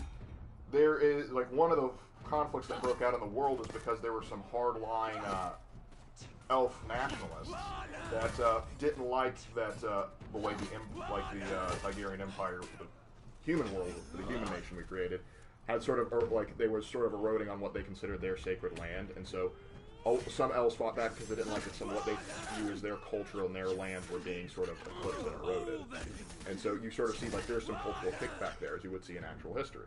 Right. And so it's tricky to do, but it can be done. But you can't just say I'm going to write about this one city where all these races live together in perfect harmony, but they still have their own individual cultures. It's not going to be easy. Reagan, can you do your best Biggest Dickus voice? Do you mean like the guy that says it, or actual Biggest Dickus? Because Biggest Dickus is kind of straight. Biggest Dickus? Do you find it? Do you find it amusing when I say Biggest Dickus? Alright, I was like, I want that man fighting red animals by the end of the week. I don't know why you wanted me to do that. Why not? Let it happen. I hate to tell you this, Jaguar, but neither of us are very familiar with the Gears of War games. I know nothing about Gears of War. I played a bit of 3. That's pretty much my experience. I know nothing. I liked it. I know nothing about Gears of War. And my throat hurts from doing that voice. I need water. Hold on. Would you ever cover Joan of Arc or Isabella the First of Castile in your Women in History series? If not, then what are your thoughts on both of them and their accomplishments? I will probably cover them in individual. Yeah, we'll probably cover them. Joan of Arc is a bit of interesting because I actually have to read through her. Oh gosh, yeah, I'm gonna have you with me when we do Joan of Arc because you've already done lots of research on that. Not because I necessarily wanted to, but although it was worth learning. It was worth learning, but the thing is, like, I took a class and we had to go over it and like how Joan of Arc has been portrayed in film. And let me just tell you, I have never been happy with how it's been portrayed in film. Like, the problem is they always portray her as this super awesome godly warrior. Well, the last one I saw, The Messenger, was awful because it was historically inaccurate, and they portrayed her as like some sort of psychotic. And I wouldn't mind necessarily that, but they falsified information to make it look even more, make her look even more crazy. It's like, no, just use what's actually there. God. Hey, Raven and Lark, can we get a funny joke? Hold on, I've got a book of these. Yes, we have one somewhere, but for the best joke, go into your bathroom, take a good look in the mirror. Let me see. I know I've got a good book. I know I've got a good joke in here somewhere. I think I bookmarked the page. He's not actually joking. He does have a literal book that he has bought that has jokes in. Ah, here we go. From W.S. Gilbert. No one can possibly have a higher opinion of you than I do, and I think he's a filthy beast. One of my personal favorites is as an outsider's perspective, what's your view on intelligence? Indeed, that one's a good one. One of my favorites is Winston Churchill when he's drunk off his butt, and this woman says, "You're drunk," and he says, "Yes, madam, but in the morning I shall be sober. You shall awaken and still be ugly." And then, of course, it was, "Mr. Churchill, if I was your wife, I would poison your drink." And he goes, "Madam, if you were my wife, I would drink it." Winston Churchill was a unit, man. As an utterly unbiased secret Englishman, Joan of Arc should stay in her village, soured and respected the patriarch as damn well. It's funny you say that because one of the teachers I trained under had to do the poor guy had to do an entire class on Joan of Arc, and so for when he did his research paper on her, he exclusively used English sources just to make her look as bad as possible. He told the professor up ahead of time that that's what he was doing, but he's just I got so sick of with all the pro rah France stuff that he wanted to do the English perspective. Raven, what is your opinion on Benito Mussolini? He was an Italian man. Mussolini, where you be? Here I be, dragged through the streets. Thank you, Chris, for that. Yeah, we don't have high opinions of El Duce. No! Pick me up! Pick me up! Don't! No! You bastard! No! But yeah, El Duce, he could make the trains run on time once, and that was it. He had to drop mustard gas on Ethiopia to invade it. That's what we're talking about here. I'm pouting. The history guy. Hey, Lark, how do you feel about the lore of the Cult of Cosmos? I am still working on the Cult of Cosmos Lamentations video. Yeah, you took a bit of a long break to play Total War, though. I was in a zone, and part of it, I actually did get to use Total. I was using Rome 2 because, well, they do have a Peloponnesian function, and so I was using that to get some footage for the video. But yeah, the Cult of Cosmos I find kind of hilarious. Don't go into too much. Save it for the video. I won't go into too much. Just say that you'll know more in the video, as Ray said. Just leave it for the video. But yeah, just know that I'm gonna have a lot to say. Yeah, I'm waiting on you to work on it, bro. I was working on it last night. You only did like 2 missions. Yeah, because I had to go to bed because I had work in the morning. I like this story. You would be. Little Duce had high ambitions but so little talent. Ah yes, we smashed a country that still used swords and spears. We're brilliant. Not to knock too much shade on Ethiopia, they did what they could. They did what they could. What are we even talking about anymore? I feel like Lark is the one having the conversations here. Am I not supposed to? No. It's just I can go. I can tell when I'm not. A lot of the questions asked are things you can answer better than I can. This is for the dynamic duo here. Come on. Is fantasy overrated? No. Absolutely not. No. God, no. We love fantasy. I think fantasy. One of the reasons I don't think it's overrated is because I don't think people even understand how to write fantasy anymore. Have you watched the 300? Like, you mean like the original 1960, the 300 Spartans or the Frank Miller 300? Because we've seen 300. It's incredibly historically inaccurate, but it's amazing good. It's fun to watch. It's very fun. I greatly enjoy it. I love hitting Hitakiris over the head with a hammer. Raven and Lark, what is a conspiracy that you believe in? Conspiracy. I don't really think I believe in any conspiracies. I believe in facts. I believe in Sheepgate. Ah, yes. The Sheepgate. I'll let you guys figure out what that is. Is steampunk underrated? No, it's right where it needs to be. I think the problem with steampunk is everyone like, oh yeah, the aesthetic of steampunk is so cool, but when it actually comes to writing stories instead of steampunk, the aesthetic takes a first place seat and the story takes a back seat. Steampunk is quite often about how edgy can we make this person look. Hey Raven. No, he lighted me to death. Hey Raven, have you seen The Last Samurai? Yes, I've seen it. It's fun. Historically inaccurate beyond all comprehension.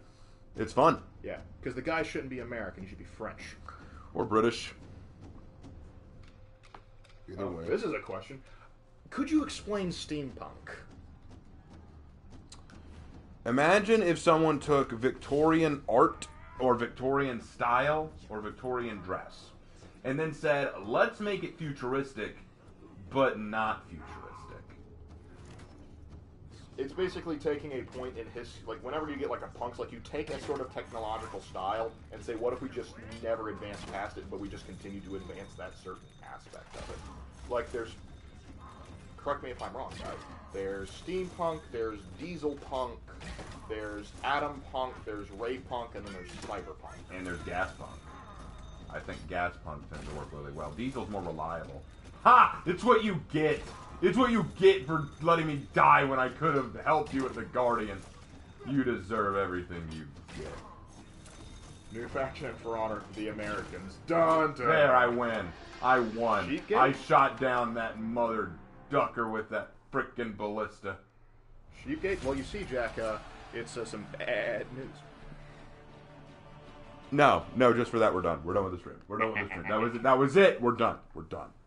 Anyway, okay, so we've officially wrapped up the stream for the night. This is, as I said in the Discord, this is probably going to be the last For Honor stream before Christmas, maybe the last one of the year. We'll have to see what the week after Christmas holds. As I said, Monday we will be doing a live playthrough of Monster Club, probably going to just play through the whole game in one night. And Wednesday we will be doing another reaction stream. With that said, I'm going to go through some of these heroes and fix them up. In the meantime, Lark, would you mind reading some comments? Sure. Hey, Raven and Lark, how is work treating you? I haven't been able to work in weeks. Thankfully, your leg is starting to heal up, though. Yes, it is. My leg is healing up. I should be able to go back to work after Christmas. As for me, my job, we finally let out for Christmas break just today, so I'm going to look forward to getting some proper sleep. That is the correct way to look at it. Yeah. Hey, Raven, do you believe everyone in Hollywood would go to hell? Not everyone. I mean, it depends. Like, as Christians, like, if they've accepted Christ, then no. I do not know their personal relationship with Jesus, so. Thank you, Raven, for answering my question. Oh, no problem. Glad to answer those. It was fun to watch you, dude. Huh. Oh, thank Merry you. Christmas and Happy New Year, gentlemen. Until then, God be with you. Thank you, Anthony. Thank you, Anthony. Appreciate that, Anthony. All right, Ecstatic. You know we've answered this. What's the question? Do you? It was like, how far did you manage to get to finish? How far did you manage to get in High Guardian Spice? And you've already answered. I've already answered that plenty. I'm not answering it again. Raven, what did you do to your leg? Oh, that's another stream. That's a stream from way back. Yeah. He got a bone contusion. We'll just put it that way. Tore my muscle in 3 places and got a bone contusion. Yep. And if you don't behave, I'm going to make it worse. Yeah, I fell down some stairs. He fell down some stairs. Hey, Raven, which faction would hate anime the most? Probably the Vikings. No, not the Vikings. The Wulan would hate anime the most. I think the samurai might consider. The samurai, well, Nobushi's secretly a I think the samurai might have like the Hayao Miyazaki look about it, unless like it's been corrupt. It's hard to say. You should play one match of Ice Brawl. No, we don't have. No, I'm not doing ice brawlers. I don't like ice brawlers. We're more a fire wrestler kind of guy. I just don't like ice brawlers. Hey Raven, do you think Queen Zenobia was a good ruler? If so, why? Queen Zenobia? Yeah, from Crisis of the Third Century. You probably know more about her than I do. Well, I know the Syrians like her for being, because she's kind of the national hero there. I think she was a bit of an opportunist, but considering the position she was in with her husband, Odenathus, I believe that's how you pronounce his name, I would not have tried to, I would have tried, instead of, like, forming my own thing, I would have tried to, like, ally with somebody like Aurelian to, like, further cement status rather than try and break off and do my own thing. Well, if I'm being honest, I don't know nearly as much about her as you do. I know of her. I do not know everything about her. Yeah, well, to be fair, 3rd century figures can be a bit of a cluster mess, just because, like, there's an emperor for every day of the week. Yeah, pretty much. Yeah. Raven, can I see your Zanhu Firebringer? Or Firebender? Oh, sure, yeah. Zanhu Firebender. That's her. Oh, yeah. Would it be wrong to say she's hot? Definitely very hot. I need to get, like, a snare drum soundboard or something. People have been asking me to make videos where I explain how I make the drip for my characters, like what I specifically use. I may need to do that for Zanhu. Perhaps. But now you've seen my Zanhu. Speaking of, let me go ahead and go through her stuff. I always imagine the heads of anime companies as old men who spend most of their time waxing philosophical and brooding, looking outside windows contemplating the nature of mankind. Most anime creators I've noticed are either very horny men or they are people who think they are smart because they read a philosophy book once. Hey, it's just like Kaisar in Fallout New Vegas. Kaisar and anime. I read a book on Helgian Dianetics or dialectics or whatever. That means everything I do is justified. Yeah, sure, buddy. Okay,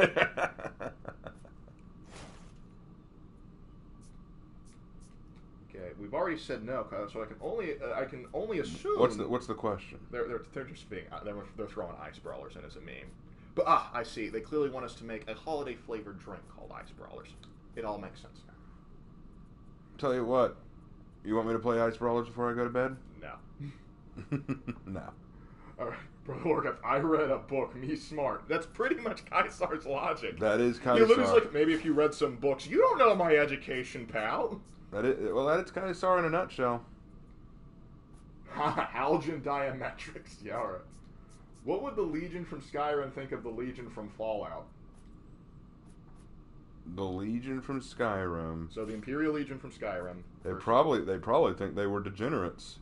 I mean, yeah, because keep in mind the Imperial Legion at least attempts to try and have like some sort of connection with the locals and try and understand them to a degree. They may not be great at it, but they at least try. And the fact that the Legion does not has such a negative view of technology, they would be like, whoa, whoa, whoa, whoa, whoa, whoa! You could get access to robots with guns that would be magical compared to what we have, but your personal guard only carries swords. What's wrong with you? Also, the fact that he's the way he treats his soldiers, the Imperial Legion would be disgusted with. That's interesting. Is that? Oh, I need to check something. That may have just given us a clue. Let me see something. Skirmish. Yeah, let's play a skirmish real quick.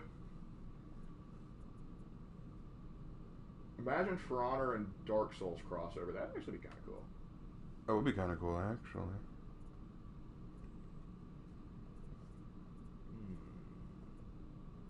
I'm just checking something. Quick question: is it possible for the Eldar and the Imperium to finally have peace with each other? It's possible. Not saying they'll do it, but it's possible. Anything's possible if you just believe. Okay, there it is. Hey Raven, how come Nobushi and Warden are together? Does William and the Nobushi that like him have something to do with it, or is it something else? That's... Hold on. Time out. I just noticed something. What? This embrosing that's available for all factions is called Frozen Kaizoku. Kaizoku is the Japanese word for pirate. Is the new hero going to be a samurai? No, couldn't be. Well, they don't have any others. It's Kaizoku for all of them. Things are going to be based off the Wako? Or Kaizoku. I hope they don't. Please, kindly don't. Wu Lin, please. My goal on a Raven stream is to start an hour-long conversation with the people in chat or us. I mean, we've had hour-long conversations, I think. Anyway, back to the history guy's question. William and Nobushi. What about them? His question is let me see. Hey Raven, how come Nobushi and Warden are together? Does William and the Nobushi that like him have something to do with it, or is it something else? How come William and Nobushi are together? Didn't I explain that in the most recent chapter? Yeah, I think you did a pretty good job. They do have a prior relation. Yeah, they had a prior relationship. William saved her when she was going to be raped. He helped her escape. Now she's infatuated with him. Yeah. Hey Raven, sorry if I asked this already, but do you think it makes sense to make a squid/octopus race very intelligent, or in layman's terms, big brain? I don't. I mean, you can do what you want, man. It's your race. Hey man, you do you. Except for, I'm just going to say it. Clams are stupid. They are. Clams are stupid. They are stupid. Raven, do you think that the new hero will have a Chinese saber and function like a one-handed dueler? Maybe. It's possible. I've seen some people speculate that they'll have a spear, but I don't know. I have no idea. I have no way of knowing. Alright. Thoughts on each of the mages in Dragon Age Inquisition: Vivian, Dorian, and Solus? Dorian's a badass. Solus is a lying dirtbag who thinks he's superior to everyone else. He's got a bald head. Chromodomium, if you will. Vivian. Isn't Vivian the black one, or? Yeah, she's the one that's sort of the aristocrat. She's awesome. I always try and make her the Pope, or I can't remember, the Divine. That's what they call her. Yeah, she's awesome. Vivian's awesome. And who am I missing? Oh no, you got all three of them. Okay, good. Because the only other mage that you could possibly have would be your character, if you make them a mage. I do like to make them a mage. Thing is, I like all the classes except Archer, because that can just get kind of boring for me at times. Archer's just not interesting. Yeah, it's just in that game. In other games, they're fine. Like Skyrim Archers are amazing. You're amazing. Dude. Don't the Elder have some sort of bootleg Predator unit? Wouldn't surprise me. I wouldn't be surprised by it. But we have a counter. It's called the Catachans.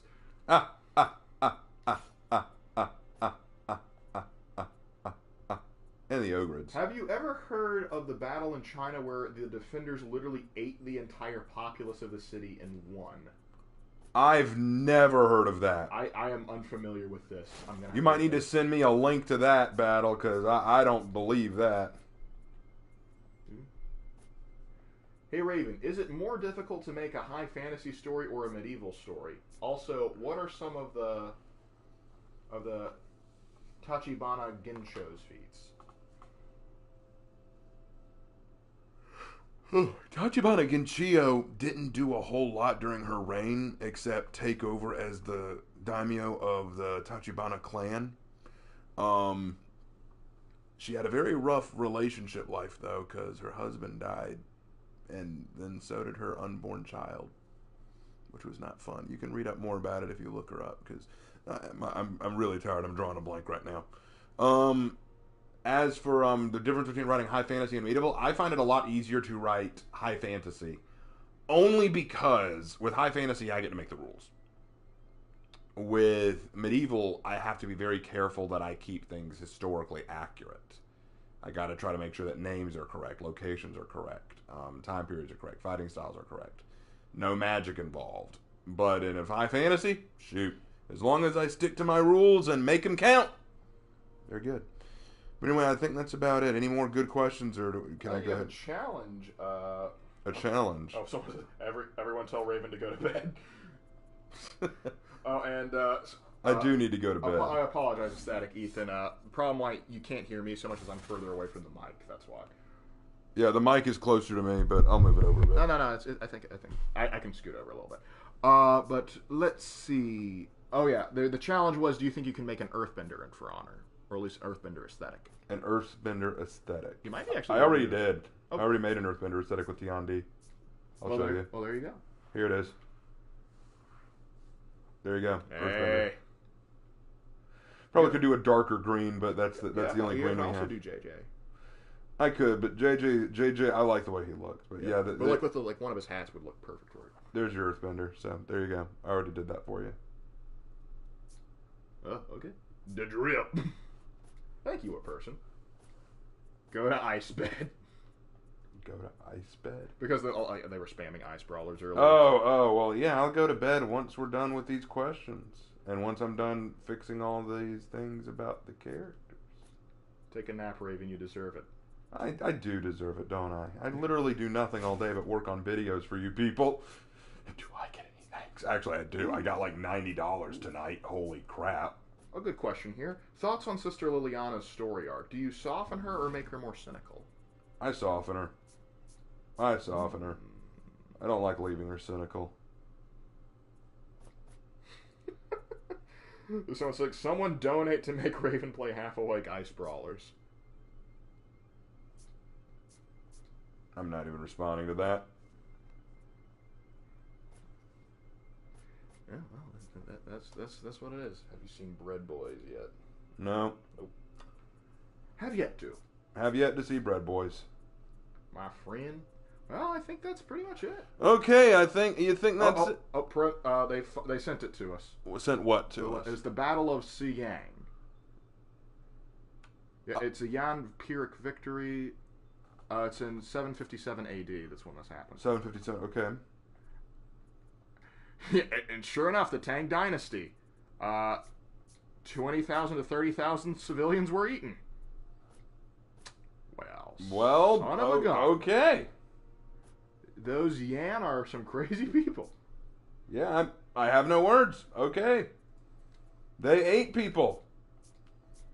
Great. I know which faction they pick in Fallout New Vegas. I'm proud of you. You ate people. Good job. Just that's kind of disturbing. They did so much. Nice trip. Word to Hannibal Lecter conk. Hannibal Lecter conk? He's talking about the lambs, Clarice. No, I don't have a Hannibal Lecter conk. I have my male conk, who is a demon guardian, and I have yeah, that's good. The forest spirit, but I don't have a Hannibal Lecter conk. All right. Blood for the Blood God got taken a little too literally. Yeah, this man's got a don't he? All right, I think we can probably call it there. Yeah, I think that's a good place to call it. Okay, guys, well, thank you so much for watching this stream. Thank you for sticking with me, all 42 of you. Y'all have been fantastic. Okay, so final things that I want to say before we close out. So stick with me a little longer, guys, and then I promise I will sign off. First of all, December, we're about halfway through December, but please, I want to remind you, The Santa Claus, the Clayer Claus merchandise is only available for December. So time is running out fast to get your merchandise with Clayer Claus on it. Go to my Teespring store and make a purchase. Anything you purchase really helps me out, guys. I would really appreciate it. To those of you who have already bought some Clayer Claus merch, you know who you are. Thank you so much for doing it. I hope you enjoy it. There's other stuff in the Teespring store as well. If you want, take a look. I won't stop you. I encourage it, in fact. Please subscribe to the channel if you haven't already subscribed yet. Please tell your friends and family to subscribe, because my goal is to reach 20,000 subs before the end of January. I know that I don't gain subs nearly as fast as folks like Slanderous and others, but I do it at my own pace. So thank you guys so much. Please subscribe. Please like the video. Please leave a comment down below if you're watching this later.